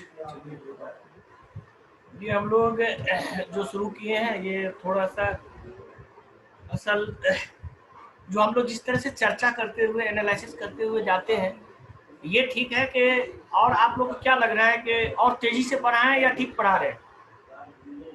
हेलो, ठीक है सर, ज़्यादा तेज मत करिएगा। ज्यादा नहीं, कुछ एक जगह एक हम कुछ दोस्त से बात कर रहे हैं तो बोला कि सर थोड़ा तेजी से पढ़ाइए। वो भी कहीं पढ़ाते हैं, एक फैकल्टी है हमारे, तो कल डिस्कशन हो रही थी तो वो बोला कि देखिए समझाने बुझाने से क्या होता है कि अगर आप तेजी से पढ़ाएंगे ना तो कुछ आप थोड़ा सा ये भी करके स्केप कर सकते हैं बच्चे को, यानी समझाने की कम पड़ेगी। तो हमको इतना हंसी लगा कि यानी आपकी गलती भी छिप जाएगी इसमें। तो हमको हंसी लगा कि भाई हम गलती करें क्यों? अगर आप में नॉलेज है तो आप ऐसा क्यों कैसे न्यूज पढ़ के और भाग जाओ? मतलब इसमें बस सिर्फ खबर पढ़ दीजिए कि ये न्यूज यहाँ पे नहीं है, ऐसा नहीं होता है। हम उसको धीरे से पढ़ाते हैं, एनालिसिस करके पढ़ाते। वैसे आप पढ़ाओगे फिर कोई मतलब ही नहीं बनता है, क्योंकि आप क्यों आप पढ़ रहे हैं? वैसे तो आप पेपर में भी पढ़ सकते हैं सारी चीजें, है कि नहीं? हेलो, लेकिन यहाँ इसलिए आप लोग पढ़ते हैं ताकि आपको एक एक चीज का एनालिसिस किया जा सकता है। और चूंकि यूपीएससी सीधा क्वेश्चन पूछता नहीं है, आप लोग जानते ही हैं, तो यही फर्क होता है हम लोग। तो चलिए हम लोग एरियल सीटिंग के बारे में चर्चा करते हैं। तो एरियल सीटिंग ये है कि हरियाणा के वन विभाग द्वारा इसको प्रैक्टिकल तौर पे यानी प्रायोगिक रूप से इसको कर सकते हैं, पायलट प्रोजेक्ट के रूप में हवाई बीजारोपण जिसको आप कर सकते हैं, इसको एरियल सीटिंग प्रारंभ किया है। तो ये एरियल सीटिंग होता क्या है इसके बारे में हम लोग जाना है। तो इस तकनीक से अरावली के दुर्गम क्षेत्रों में भी वृक्षारोपण किया जा सकेगा। जैसा कि हम लोग जानते हैं कि फिर से वनीकरण जिसको हम लोग कहते हैं एफोरेस्टेशन किया जाता है, जंगल लगाया जाए जिससे हमारा कार्बन सिंक हो पाए। तो ये सारी चीजें जब होती है तो उसके लिए ये एक प्रायोगिक तकनीक की गई थी जिसमें बीज प्रकीर्णन क्रियाविधि की प्रभावशीलता को निर्धारित करने में मदद मिलेगी। ये आप ज्यादातर उसको बीज को डाल सकेंगे। तो हवाई बीजारोपण जिसको एरियल सीडिंग कहते हैं ये है क्या, इसके बारे में जाने। तो बेसिकली हवाई बीजारोपण यह एक तकनीक है जिसमें मिट्टी, खाद और अन्य आवश्यक तत्वों के मिश्रण से ढके हुए बीज का गोले बनाकर हवाई जहाज, हेलीकॉप्टर या ड्रोन, तीनों चीजें, या तो आप उसमें हवाई जहाज का यूज कर सकते हैं या हेलीकॉप्टर का यूज कर सकते हैं या ड्रोन का यूज कर सकते हैं। इन सब हवाई उपकरणों से जमीन पर इसका छिड़काव किया जाता है और जिससे वो पेड़ निकल के वहां बनता है। तो ये तकनीक की क्रियाविधि क्या है, किस प्रकार से इस तकनीक का यूज किया जा सकता है, तो इसको देखिए। ये नीचे उड़ान भरने वाली ड्रोन अथवा हवाई उपकरण द्वारा बीजों के गोले को एक लक्षित क्षेत्र में बिखेरा जाता है। इसका आप स्क्रीनशॉट ले लें, इसका स्क्रीनशॉट ले लें, फिर आगे हम लोग चलते हैं, ठीक है? ठीक है, तो आगे चलते हैं। एरियल सीडिंग, बीज के गोले, ये जो बीज का गोला, ये जो तमाम ये छिड़कते हैं, इसमें क्या होता है, इसमें ये मिट्टी, खाद और अन्य आवश्यक तत्वों के मिश्रण का लेप चढ़ा रहता है जिसमें बीज हवा में उड़ने के बजाय भूमि पर निर्धारित क्षेत्र में गिरते हैं। अब इसमें इन बीजों के गोले से पर्याप्त वर्षा होने पर बीज के अंकुर निकल जाएंगे और इनमें मौजूद पोषक तत्व इसके शुरुआती विकास देगा। तो इस तकनीक का लाभ क्या है? मतलब अब ये देखिए होता क्या है कि जैसे इस तरह से अरावली रेंज में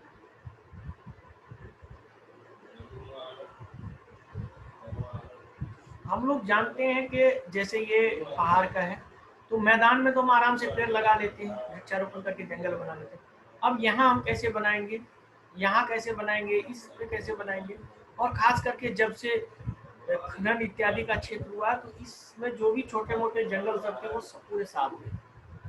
एक तो ग्लोबल वार्मिंग, दूसरा इकोलॉजिकल डिग्रेडेशन, ये सबसे ये सारी चीजें अब सर ये हरियाणा गवर्नमेंट ने ये अरावली क्षेत्र में ये किया है कि ये इस क्षेत्रों में अब ये ड्रोन या कोई प्लेन से ले जाके अब ये जो मिट्टी का गोला, इसके अंदर एक बीज डाला, इसमें सारे पोषक तत्व मौजूद है, अब उसको ले जाके यहाँ पे रख दिया, यहाँ पे रख दिया, यहाँ पे गिरा दिया, यहाँ पे निर्धारित जगह में, यहाँ पे। अब क्या होगा कि जब वर्षा होगा या उसको फेवरेबल कंडीशन मिल जाएगा, तो ये बीज के अंकुरण निकल आएंगे यहाँ, और फिर धीरे धीरे ये पेड़ बन जाएंगे। इस तरह से ये वृक्षारोपण जो यहाँ हम लोग कर सकते थे वो अब पहाड़ पे भी हो जाएगा। तो पहाड़ पे जैसे वृक्षारोपण होगा तो उससे हमारा क्या होगा, जो कार्बन फुटप्रिंट है वो कम होगा, कार्बन सी कम होगा। तो ये सारी चीजों को इसमें हम ध्यान रखते हैं। तो ये इसीलिए इसमें क्या था, पहले क्या अगर बीज को छींट देंगे तो ये पत्थर है उसमें बीज होगा ही नहीं, बीज सूखे समाप्त हो जाएगा, या फिर कोई जो उड़ने वाला चील कौवा है वो उस बीज को खा जाएगा। लेकिन उस बीज को क्या किया जाता है, मिट्टी खाद इत्यादि मिला के उसके अंदर दे दिया जाता है, और जिससे इस बीज को आराम से अब यहाँ आप गिरा दीजिए, वो मिट्टी में हो जाएगा। फिर वो तो इसका सबसे बड़ा जो इस तकनीक का लाभ है एरियल सीडिंग का, इसको एरियल सीडिंग अगर हम देखें तो ये प्लेन से या फिर हम ड्रोन से इसका यूज कर सकते हैं, ड्रोन से ले जा सकते हैं। तो ड्रोन या प्लेन कोई से भी यहाँ जो भी एरियल व्हीकल्स का हम यूज कर सकते हैं, जिससे ये बनता है। तो मुख्यतः आप देखेंगे तो ये है कि कोई भी दुर्गम स्थान पे हम ये वृक्षारोपण या जंगल लगा सकते हैं, ये सबसे महत्वपूर्ण।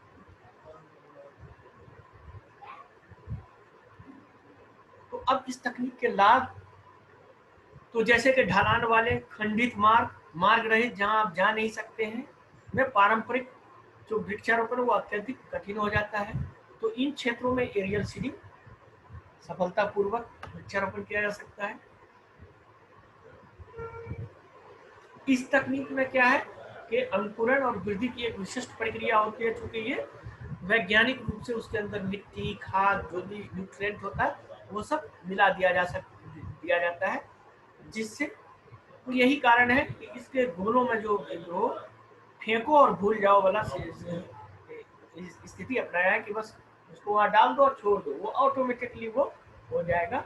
इस तरीका को यूज किया गया, यानी अब उसको पानी देने की, इस तरह से करने की, पूरा प्रोटेक्शन करने की कोई जरूरत नहीं, वो डाल दीजिए, छोड़ दीजिए, नेचुरल वर्षा होगा, सब कुछ होगा, वो ऑटोमेटिकली आपका वो जंगल वहाँ बन जाएगा एरियल सीडिंग में। तो इस तकनीक में मिट्टी में जुताई और खुदाई की आवश्यकता समाप्त हो जाती है। आप कहीं जाते हैं तो पहले खोदते हैं, फिर उसके अंदर बीज डालते हैं, फिर पानी डालते हैं, फिर उसमें न्यूट्रिएंट डालते हैं, तब जाके वो पेड़ पौधा बनता है। वैसी आवश्यकता अब यहाँ नहीं है।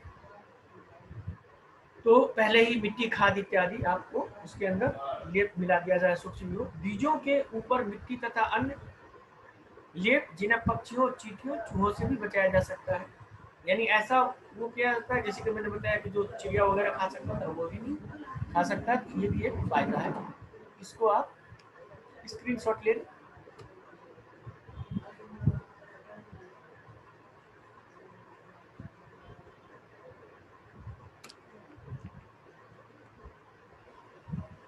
तो इसका स्क्रीनशॉट ले लें आप। बैक ले जाए, बैक जी सर।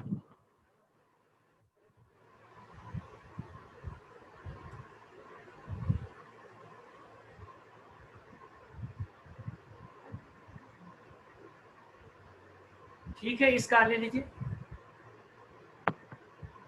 ले लिया। जी सर।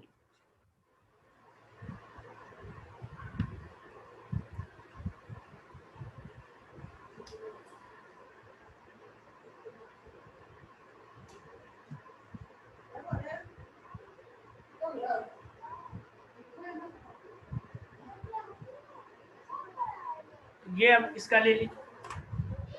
इसमें इस तकनीक के लाभ क्या है, इससे आपका अब हम लोग चूँकि अब टाइम बचा भी नहीं है, आपका अक्टूबर में आपका पीटी है, तो हम ये उम्मीद करते हैं पीटी के बाद फिर आपके पास मेंस के लिए भी टाइम नहीं बचेगा, क्योंकि जैसे ही आप पीटी दे के आएंगे तो आपको पता चल जाएगा कि आप आ रहे हैं या नहीं आ रहे, वो क्लियर पता चल जाता है कि कितना अच्छा आप बना पाए हैं। तो एक तो ये बात होगी।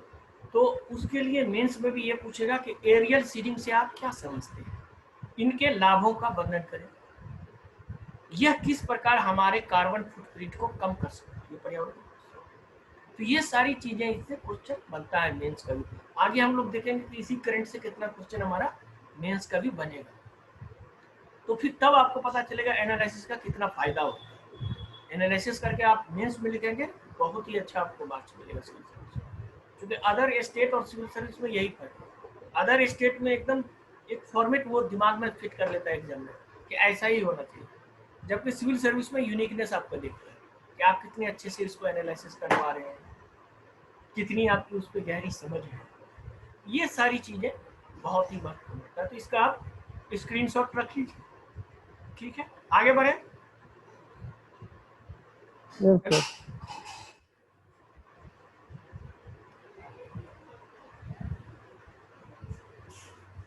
अब है लक्षद्वीप का अगत्ती द्वीप, इसके बारे में जाने हम लोग तो क्या है। तो नेशनल ग्रीन ट्रिब्यूनल एनजीटी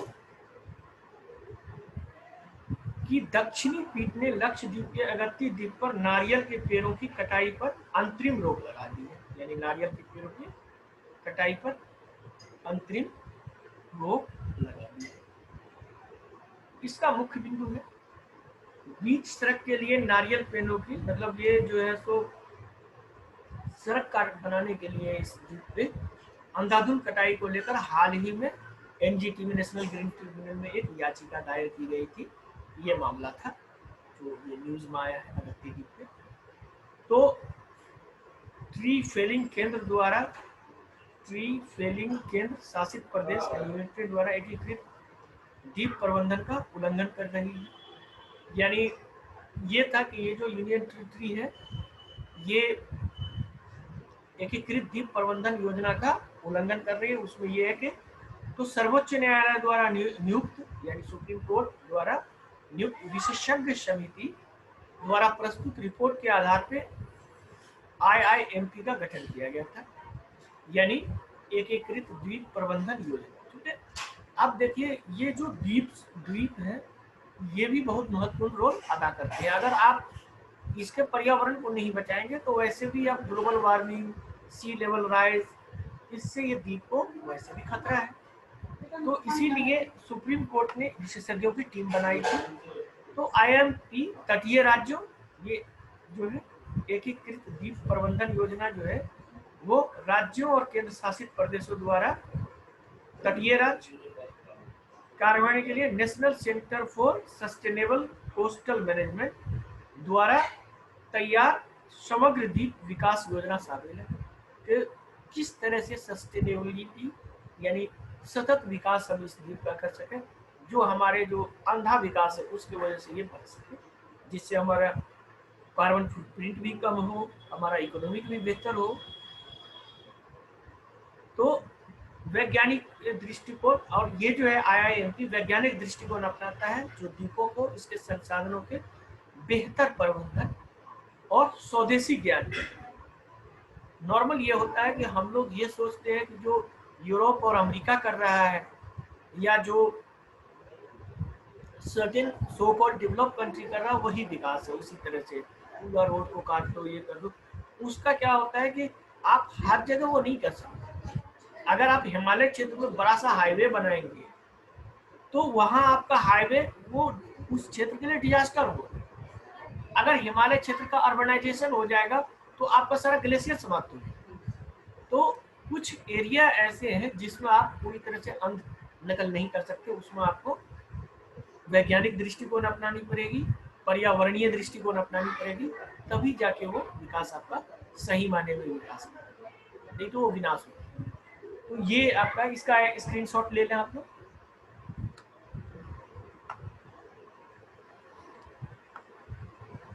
इसका स्क्रीनशॉट ले लें।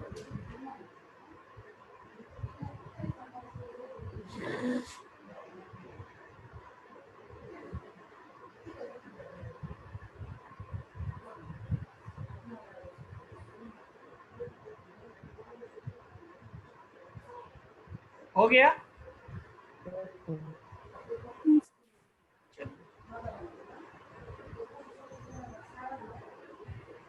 अब इसमें चिंता ये है कि नारियल के पेड़ों के बड़े पैमाने पर कटाई जब होगा तो स्थानीय निवासी से जो है, जो लोकल कम्युनिटी है वो नारियल के पेड़ पे ही जिंदगी बसर करता है, तो उनको प्रभावित होने की आशंका है। नंबर 1। नंबर 2, यह एक पर्यावरणीय चुनौती भी है, क्योंकि समुद्र तट पर पेड़ चक्रवात और अन्य प्राकृतिक आपदाओं के दौरान द्वीप के बाकी हिस्सों की रक्षा के लिए ग्रीन बेल्ट बनाता है। तूफान आया तो सबसे पहले पेड़ से टकराएगा, अगर पेड़ न होगा तो सीधा आपके मकान को उड़ा के ले जाएगा। तो ये भी एक महत्वपूर्ण है। तो अब अगत्ती द्वीप के बारे में हम लोग समझें कि ये क्या है, कहाँ है स्थित। तो अगत्ती द्वीप जो है वो केरल से 459 किलोमीटर दूर या 248 समुद्री मील दूरी पर है, और यह कवारत्ती द्वीप के पश्चिम में स्थित है। लक्षद्वीप की जो राजधानी है कवारत्ती, उससे आपको पश्चिम में स्थित है। कवारत्ती द्वीप इस प्रदेश की, जैसे कि हमने बताया, कि राजधानी है लक्षद्वीप की। ये इसका क्षेत्रफल जो है वो 3 स्क्वायर किलोमीटर है।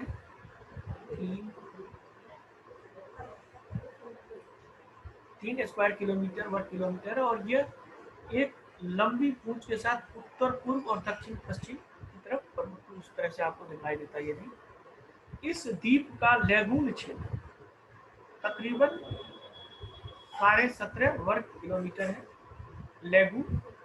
लेगून में परवाल भित्ति और बहुरंगी मूंगा मछलियों की संख्या बहुत अधिक है, यानी जो कोरल रीफ है वो भी मौजूद है, और मूंगा फिश भी मौजूद है। मुख्य मत्स्य पालन अगत्ती की सबसे महत्वपूर्ण उद्योग है, यानी जो फिशिंग है वो सबसे बड़ा उद्योग है। और यह एकमात्र द्वीप है, समझिए, मिनिकॉय के अलावे जहां अत्यधिक मछली मिलती है। मछली पकड़ने के लिए फायर यानी नारियल का फाइबर और कोपरा नारियल का सूखा जो घी वो देता है, ये इसका प्रमुख उद्योग है। तो इसको आप स्क्रीनशॉट ले लें।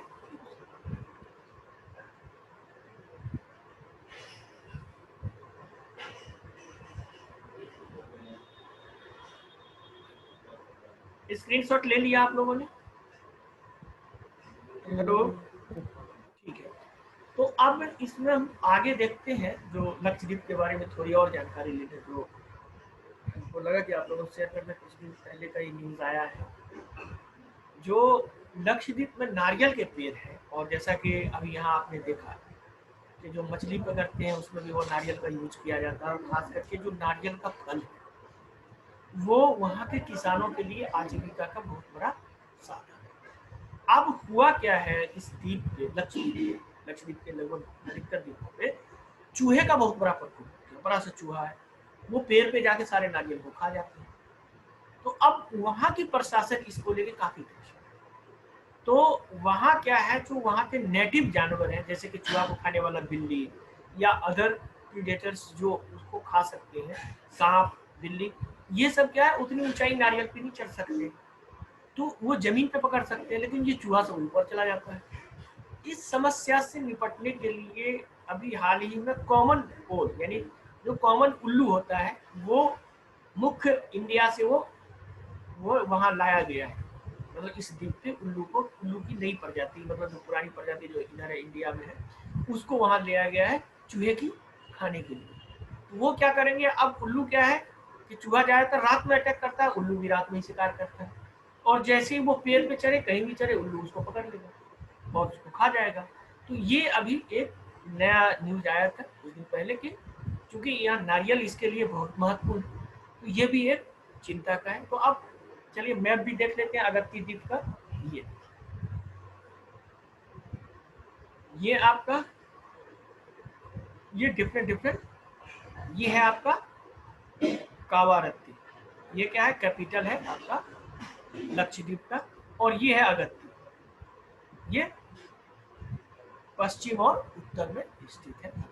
ये अगर इंडिया के मैप में आप देखेंगे तो आपको ये अब यहाँ पे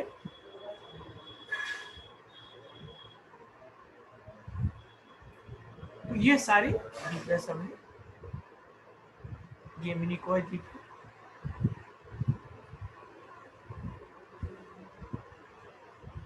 इसको आप लोग इस तरह से, इसको आप लोग स्क्रीनशॉट ले लें, क्योंकि लक्षद्वीप अचानक 2-3, जैसे कि मैंने बताया कि उल्लू वाला भी न्यूज आया था, उसके बाद ये कि जो अभी अगत्ती द्वीप का न्यूज आया है, तो ये सारी चीज़ों से आपको ये क्या कर सकता है, ये द्वीप क्वेश्चन यूपीएससी कैसे पूछ सकता है कि ये दे देगा अगत्ती द्वीप, कावारत्ती, मिनिको, या यहाँ से आपको ये बैंगराम भी दे सकता है, या कोई भी द्वीप दे सकता है, और कहेगा उपरोक्त को उत्तर से दक्षिण की दिशा में क्रमबद्ध किस तरह से है। तो अगर उत्तर से दक्षिण में अगर ये दे रहा है तो सबसे पहले ये होगा, उसके बाद ये होगा, उसके बाद ये, उसके बाद सबसे दक्षिण। या कभी आपसे ये पूछ सकता है कि लक्षद्वीप का सबसे दक्षिणतम द्वीप कौन सा है, तो मिनिकॉय है। ठीक है, तो ये सारी चीजें आपको पूछ सकता है, तो इसीलिए मैप को भी थोड़ा ध्यान में रखिएगा, मैप से इस तरह के क्वेश्चन आते रहते हैं सर यूपीएससी में। पहले हम लोग जब सिविल सर्विस देते थे 2002-2004 की बात है, उस टाइम में, या 2006 में आप देखें, तो उस वक्त मैप भी दे देता था, इंडिया का मैप ऐसे दे देता था इस तरह से, और ये लक्षद्वीप का दे देता था, और 1, 2, 3 नंबर दे देता था, और उसमें लिखता था कि उनमें से द्वीप का नाम इधर रहता था, कौन कौन सा द्वीप आप पहचानो। एक बार हम लोगों को जो पूछा था वो सेशल्स द्वीप के बारे में पूछा था। तो ये यूपीएससी इस तरह के पीटी में ये क्वेश्चन पूछते हैं, ये आप ध्यान रखें, इसका आप स्क्रीनशॉट ले। हेलो, स्क्रीनशॉट ले लिया? Yes sir. सर मैपिंग की क्लास कब लेंगे? अभी देखिए, आप लोग हक सर से बात कर लीजिए, हम एक दिन पूरा आपको 2 घंटा 3 घंटा लगा देंगे, उसी में जितना भी मुख्य मैप होगा उसको हम लोग कर लेंगे, कोई दिक्कत नहीं। ठीक है, आप पहले हक सर से आप लोग बात कर लीजिए, ठीक है? जी। ठीक है। अब है किसान रेल का शुभारंभ, ये भी जो किया गया है आपको, ये तकरीबन वो नरेंद्र सिंह तोमर इनका किए हैं उद्घाटन किसान रेल। बेसिकली ये देवली दानापुर किसान रेल है, देवली महाराष्ट्र, दानापुर बिहार, पटना के पास में। तो इसमें मुख्यतः ये है कि दूध, मांस, मछली, जो खराब होने वाली चीजें हैं उसके लिए ये मांस, मछली से जल्द सड़ने वाले पदार्थों को निर्बाध इस तरह से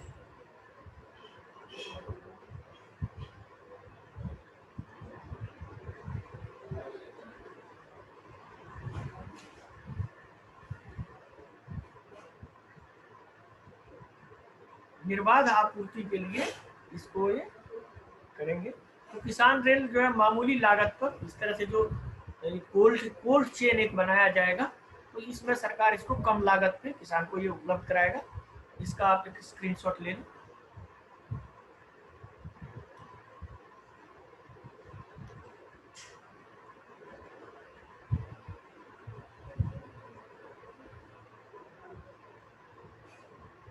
तो स्क्रीनशॉट ले लें, फिर आगे हम लोग चलते हैं।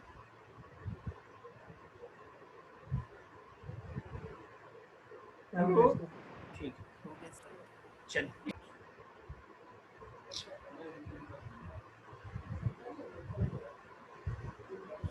इसमें बेसिकली वही है कि किसान रेल जो होगा वो मल्टी कंटेनर्स होगा, जो फ्रिज वाला होगा, और इसमें जो भी डायरेक्ट मूल ये होंगे, मतलब जो भी गंतव्य स्थान जैसे महाराष्ट्र से बिहार के बीच में, तो ये ट्रेनें जो होगा वो मूल स्थान से गंतव्य स्थान के रूप में स्टॉपेज फ्रीक्वेंसी का फैसला कृषि एवं किसान मंत्रालय के अधीन किया जाएगा कि कहाँ कहाँ इसको रोका जाए। तो इसमें सामान की ढुलाई व्यवस्था सामान्य में कृषि एवं किसान कल्याण मंत्रालय द्वारा किया जाएगा। तो बेसिकली इसमें ये है कि जो किसान, अब मान लिया सोच लीजिए कोई महाराष्ट्र का किसान है या बिहार का किसान है, कोई फल सब्जी का उत्पादन किया, और वो वहां से उसका हो सकता है कि अत्यधिक उत्पादन हो गया, खराब हो जाएगा, तो फिर जैसे कि हम लोग देखें कि प्याज का क्या हाल हुआ था आप लोग, कि प्याज जो महाराष्ट्र के किसान थे 2 रुपये किलो दे रहे थे लोगों को, कुछ लोग सड़क पे फेंक रहे थे, लेकिन यहाँ दिल्ली में या इधर आपका प्याज 80 रुपये 90 रुपये किलो हो गया था। तो इस तरह से जो इम्बैलेंस होता है इसको ये बहुत हद तक कम कर सकता है, चूंकि ये कोल्ड चेन में कर सकता है। इसके अलावा सब्जी, उसी तरह से दूध इत्यादि कहिए, तो इसलिए ये बहुत महत्वपूर्ण है। इसका भी आप लोग स्क्रीनशॉट ले लें।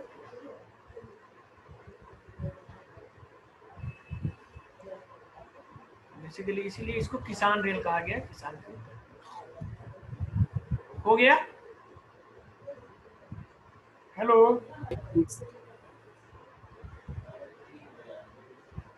अब पोक्कली चावल ये पश्चिम बंगाल ये केरल का है। तो अभी जानते हैं कि जो ये चक्रवात आया था अम्फन, उसके कारण धान के खेतों में गंभीर संकट उत्पन्न हुआ है, और इसीलिए ये चावल जो है ऐसी संकट, जिस तरह से अभी देखेंगे तूफान वगैरह आया, तो इससे ये निपट सकता है। ये पोक्कली चावल जो है, इसकी प्रजाति जो है ये संकट से निपट सकता है। तो अपने खारे पानी के प्रतिरोध के लिए जानी जाती है। नॉर्मल जो हम लोग चावल उगाते हैं वो क्या होता है, मीठा पानी का यूज करते हैं। तो ये केरल के तटीय में जो ये चावल होता है वो केरल के अलायपुरा, एर्नाकुलम और त्रिशूर जिलों में ये चावल मंडियों में इस तरह के चावल, ये मछली और खेती के मौसम के बाद जून और नवंबर के बीच खारे पानी में जो एकत्रित खारे पानी हो जाते हैं, उसमें ये धान बनता है, इसकी पैदावार होती है। चावल की विशिष्टता ने इसे भौगोलिक संकेत जीआई टैग में ला दिया। इसको जीआई टैग यहाँ का मिला है, और ये निरंतर अनुसंधान का विषय है कि ये खारे पानी में इतना कैसे रह सकता है। फिलीपींस में इंटरनेशनल राइस रिसर्च इंस्टीट्यूट सहित कई विदेशी संस्था जो है वो पोक्कली चावल के जीन पूल का अध्ययन कर रहे हैं, और इसके गुणसूत्र अर्थात क्रोमोसोम और डीएनए के हिस्सों की पहचान की है, जो नमक से सहिष्णु, यानी वो नमकीन पानी में भी रह सकता है। वो एक महत्वपूर्ण बात। तो इसका भी आप लोग स्क्रीनशॉट लें। अब आगे है कि कठोर जलवायु, जैसे कि तूफान आ गया, ये आ गया, और उच्च उपज का उत्पादन करने की इसकी क्षमता को देखते हुए इसे जलवायु लचीला कृषि में बढ़ावा देने में मदद करते हैं, यानी कि क्लाइमेट रिसिलिएंट एग्रीकल्चर।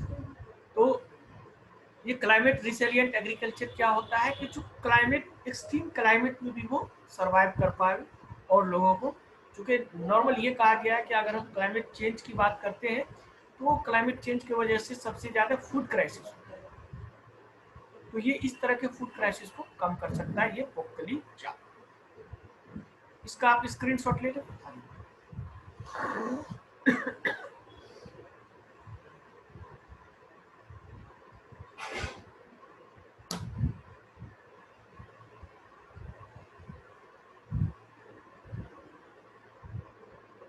ले लिया स्क्रीनशॉट आप लोगों ने? हेलो हेलो, ठीक।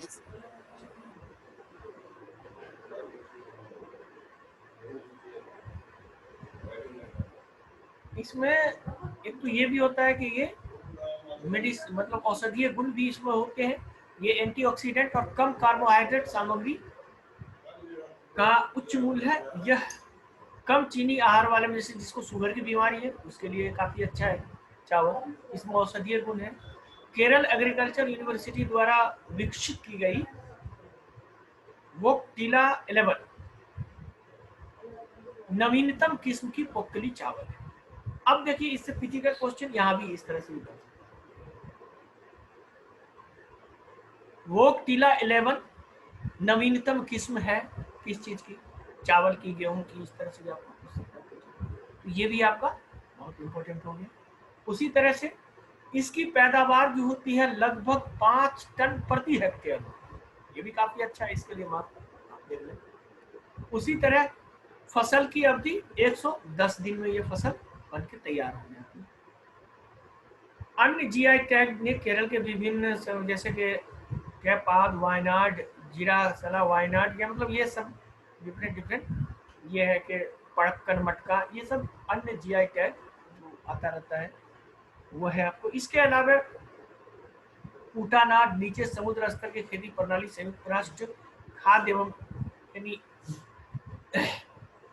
Food and agriculture organisation FAO द्वारा विश्व स्तर पर महत्वपूर्ण कृषि विरासत प्रणाली के रूप में भी देखा जाता है। खास करके केरल ये सब में काफी आगे है। आप जानते हैं, एक तो वहाँ एजुकेशन सबसे ज्यादा है, दूसरी है कि वहाँ नॉर्मली हम देखते हैं कि केरल के लोग, चाहे वो क्रिश्चियन हो, हिंदू हो, मुसलमान हो, कोई भी हो, वो वैज्ञानिक सोच बहुत जबरदस्त है और इसके आधार पे ये लोग काफी अच्छी ये मेहनत भी कर रहे हैं। और वहाँ के और केरल का ये परंपरा इसलिए भी महत्वपूर्ण है क्योंकि केरल तो समुद्र के तट पे है और शुरू से ही वहाँ विदेशियों का संपर्क रहा। जैसा कि हम लोग जानते हैं कि 16वीं 15वीं शताब्दी से ही जहाजों का आना जाना होता था इस वजह से। तो इसका आप स्क्रीनशॉट ले लें।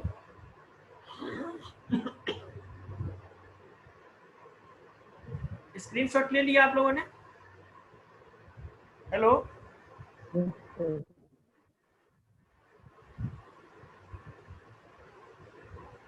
अब एशियाई जंगली कुत्ता ये क्यों न्यूज में था, तो हाल ही में प्रकाशित एक नया शोध के अनुसार कर्नाटक, महाराष्ट्र, मध्य प्रदेश, मतलब मध्य प्रदेश यानी जो इंडिया में ये सब रियासतें हैं, मतलब जो स्टेट्स हैं, उसमें लुप्त प्राय एशियाई जंगली कुत्ता या ढोल के संरक्षण में उच्च स्थान पर। मतलब ये अध्ययन ये किया गया है इसमें कि कर्नाटक, महाराष्ट्र और मध्य प्रदेश ये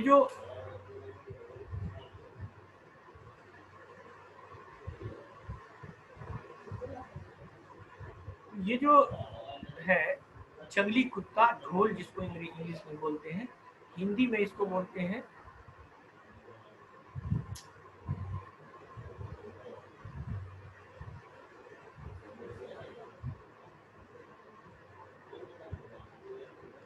सोनकुत्ता, सोनकुत्ता बोलते हैं।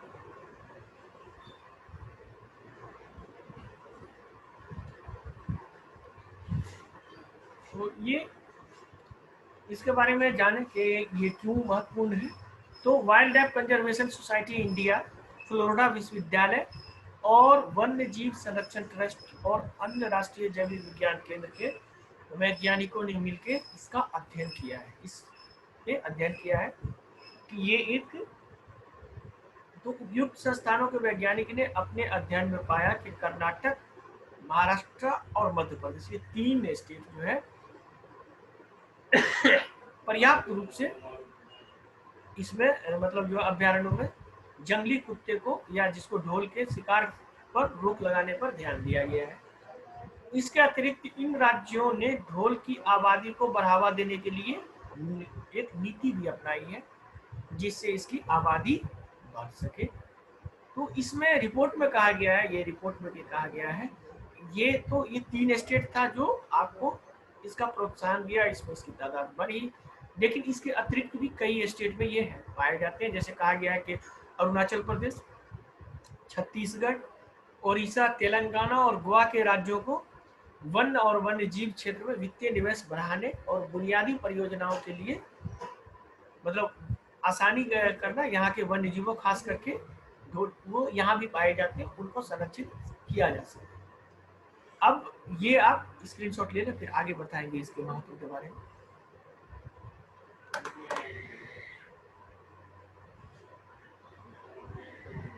स्क्रीनशॉट हो गया?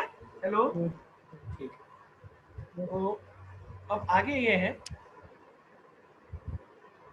एशियाई जंगली कुत्ता या ढोल ये क्यों महत्वपूर्ण है। तो इसके बारे में ये कहा जाता है कि ये देखिए, ये एशियाटिक डॉग वाइल्ड लाइफ, उसको इंडियन वाइल्ड डॉग भी कहा जाता है। इसका क्या क्या नाम है, एशियाटिक डॉग भी बोलते हैं हम लोग उसको, Indian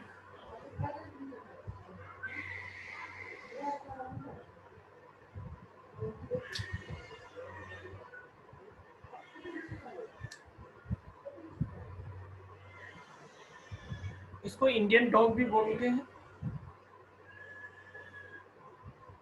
Indian wild dog, red dog, whistle. चलिए बोल के ही बता देते हैं, पता नहीं क्या हो गया कि बहुत देर से लगता है लैपटॉप है। तो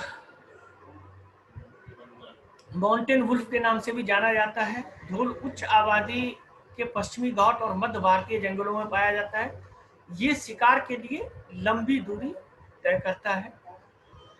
ये बाघ के अलावा भारत में इसलिए ज्यादा महत्वपूर्ण है इसके बारे में, ढोल के बारे में जानना, कि ओनली एक टाइगर है, वो मतलब टाइगर एक मांसाहारी जीव है जिसे आइस मतलब इंटरनेशनल कंजर्वेशन ऑफ यूनियन ने लुप्त प्राय श्रेणी, यानी आप देखें कि इंडेंजर्ड स्पेसीज यानी लुप्त प्राय श्रेणी, इंडेंजर्ड कैटेगरी में ईएन में शामिल किया है, एकमात्र टाइगर के अलावा। अब इसमें ऐसा आपसे पूछ सकता है कि टाइगर के अलावा कौन सा है मांसाहारी जीव जो इंडेंजर्ड स्पेसीज में पाया गया है? टाइगर दे देगा, तेंदुआ दे देगा आपको, लायन दे देगा। तो इसमें टाइगर के अतिरिक्त सिर्फ और सिर्फ ये जंगली कुत्ता, या इसको डिफरेंट नाम से Asiatic dog, wild Indian dog, red dog, whistle dog, mountain wolf, सोन कुत्ता नॉर्मल भाषा में जो गंगेटिक बेल्ट है इसमें इसको सोन कुत्ता बोलते हैं। तो ये लुप्त प्राय श्रेणी में शामिल किया गया, ये ज्यादा महत्वपूर्ण है। जो international union of conservation of ICUN का जो डेटा सूची होता है उसमें इसको लुप्त प्राय श्रेणी यानी इंडेंजर्ड में शामिल किया गया। तो ढोल को वन संरक्षण अधिनियम 1972 का जो हमारा कानून है उसके अनुसूची 2 में रखा गया है। 2 में वही लुप्त प्राय जानवरों को रखा जाता है। तो इसे Asiatic wild life dog, Indian over dog जो अभी आपने बताया व्हिसिल डॉग के नाम से भी जाना जाता है। इसे सोन कुत्ता या वनज कुकुर भी कहते हैं, इसे सोन कुत्ता या वनज कुकुर भी कहते हैं। यह अपनी प्रजाति का, ये भी एक बहुत इंपॉर्टेंट है, यह अपनी प्रजाति का इकलौता जीवित प्राणी है जो कुत्तों की दंतावली और समग्र स्तनाग्रों से अलग है। यानी जो मेन जो डॉग है उससे और जो मैमल्स है उससे साफ इसकी अलग इसका है। तो ये आप इसका स्क्रीनशॉट ले लें।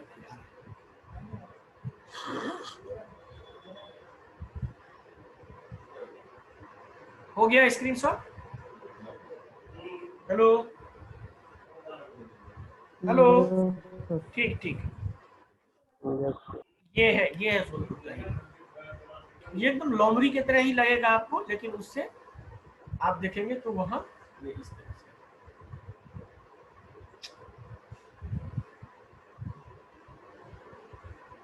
तो ये है आपका।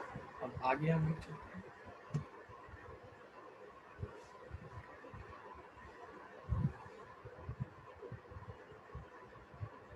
ये विश्व मानव तस्करी निषेध दिवस, ये आपको 30 जुलाई को मनाया गया था, क्योंकि अभी हम लोग अगस्त फर्स्ट वीक वाला कर रहे हैं। तो इसमें मुख्यतः ये जो है सो यौन शोषण, जो फोर्स लेबर होता है, जबरन भीख मंगवाया जाता है और फोर्स मैरिज होता है, ये सारी चीज़ों को जो बच्चे पर ये होता है, तो इसके बारे में मानव की तस्करी की जाती है, उस पर ये रिपोर्ट आया था।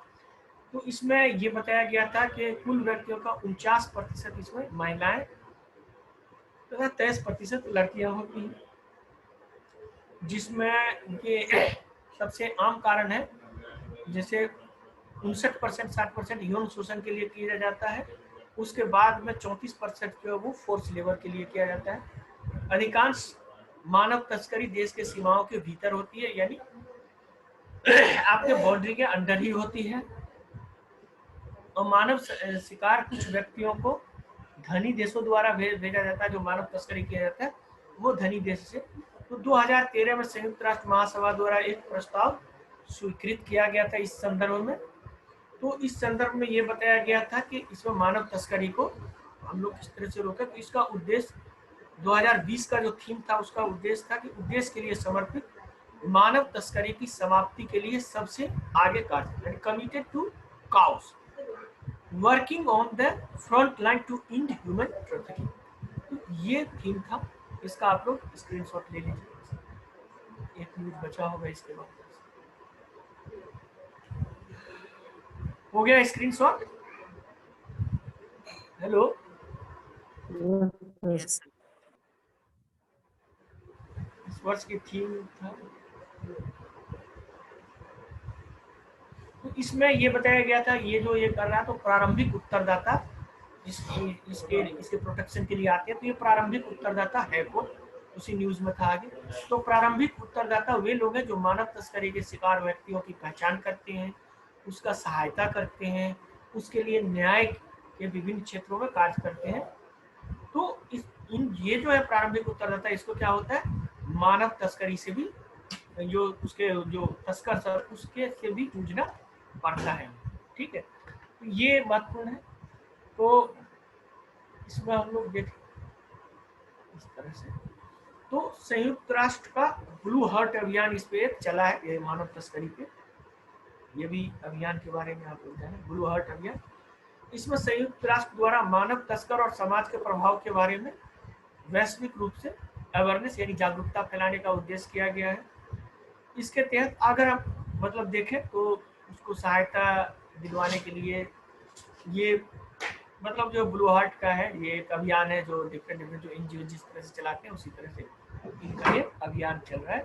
तो अगर हम देखें तो भारत में इसके लिए क्या कानूनी प्रावधान है, तो भारत के संविधान का अनुच्छेद 23(1) के तहत मानव तस्करी निषेध किया गया है। ये भी एक इम्पोर्टेंट है, कौन सा अनुच्छेद, 23(1) के तहत।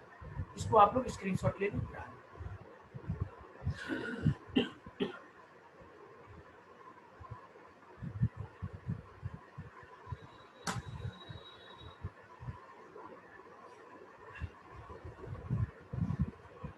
हो गया स्क्रीनशॉट? हो गया, ठीक है, यस ठीक ठीक आ गया।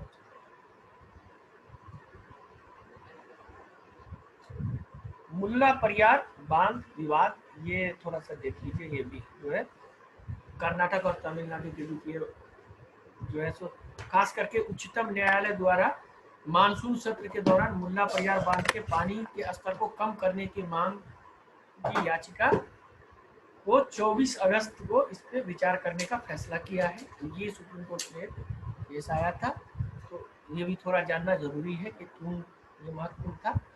तो 1970 में तमिलनाडु और दोनों राज्यों के बीच पेरियार लेक पट्टा समझौते का नवीनीकरण किया गया था, जिसके तहत पानी के अधिकतर मतलब अधिकार के अलावा जल विद्युत परियोजना को विकसित करने का अधिकार तमिलनाडु को दिया गया था। इसके बदले में तमिलनाडु केरल के लिए एक निश्चित पानी किराए के लिए चुकाता था। तो ये आपका मुल्ला परियार, तो हाँ, तमिलनाडु और केरल के बीच। तो ये जो है मुल्ला परियार जो है एक 1979 में एक भूकंप से मुल्ला परियार बांध में दरार आ गई। इसके पश्चात समझौते को लेकर पहली बार विवाद उत्पन्न हो गया भूकंप आने के बाद। उसके बाद भारत सरकार के अधीन जो केंद्रीय जल आयोग, इस बांध के बारे में कहा गया कि इसका 142 फीट से घटाकर इसकी ऊंचाई 136 फीट कम करने की सिफारिश की थी। तो सुनिश्चित उपायों को लागू किए जाने के बाद ही तमिलनाडु प्रशासन ने इस बांध की क्षमता 152 फीट तक जल बढ़ा के कर दी थी। तो इसका स्क्रीनशॉट ले लीजिए, स्क्रीनशॉट ले लीजिए।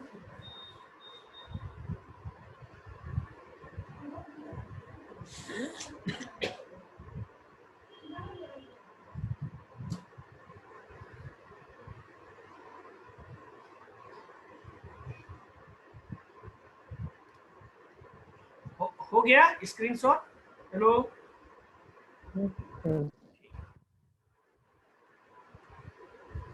अब उच्चतम न्यायालय का जो निर्णय आया 2006 में, तो फिर तमिलनाडु को जल स्तर 142 बढ़ाने की मंजूरी फिर प्रदान की गई, वो 142 पे था। इसके प्रत्युत्तर में केरल ने 3 में केरल सिंचाई एवं जल संरक्षण अधिनियम संशोधन किया गया, जिसके तहत मुल्ला पेरियार बांध का अधिकतम जलस्तर 136 फीट निर्धारित किया गया था। तो इसके बारे में महत्वपूर्ण तथ्य अगर देखें तो ये क्यों होता, तो ये केरल में 1886 में त्रावणकोर के राजा ने ये बेसिकली 1886 में सिंचाई कार्यों के लिए 199 वर्षों के लिए लीज यानी पट्टा दिया, जिसे पेरियार लीज एग्रीमेंट कहा जाता है। इस पर हस्ताक्षर करने का प्रचलन तमिलनाडु द्वारा किया गया। उसके बाद इसका निर्माण जो है, इस बांध का निर्माण 1887 से 1895 के मध्य किया गया था। इस बांध से अरब सागर से बहने वाली यानी अरब सागर की ओर जो बहने वाली नदी थी, उसकी जलधारा को मोड़कर बंगाल की खाड़ी की ओर प्रभावित किया गया। इसका उद्देश्य मद्रास प्रेसिडेंसी में मदुरई शुष्क वर्षा क्षेत्र में सिंचाई के लिए पानी उपलब्ध कराना, क्योंकि त्रावणकोर के राजा से, क्योंकि मद्रास प्रेसिडेंसी अंग्रेजों का था, तो उनको पानी उपलब्ध होना चाहिए था। तो वो जो अरब सागर में गिर रहा था, तो उसको मोड़ के वो तमिलनाडु की ओर कर दिया। तो यह बांध केरल के, अब ये बांध है कहाँ, तो केरल के इडुक्की जिले मुल्लायार और पेरियार नदियों के बीच में ये दोनों संगम का स्थान। ये प्रमुख है, इसको आप लोग नोट करो। तमिलनाडु और केरल के बीच में ये विभाग है।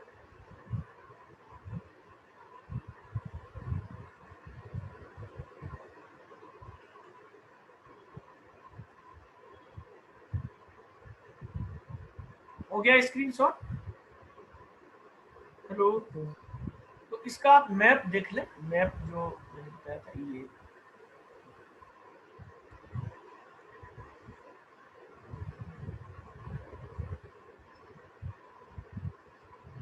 अगला तो हमारा ये सेकंड होगा, लेकिन मैप पता नहीं, इसलिए मैप आपको हम देख लेंगे। तो मैप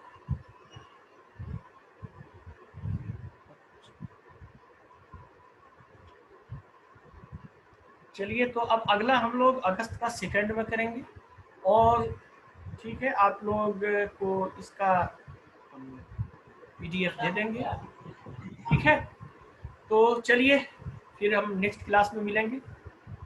ठीक है, ठीक, चलिए।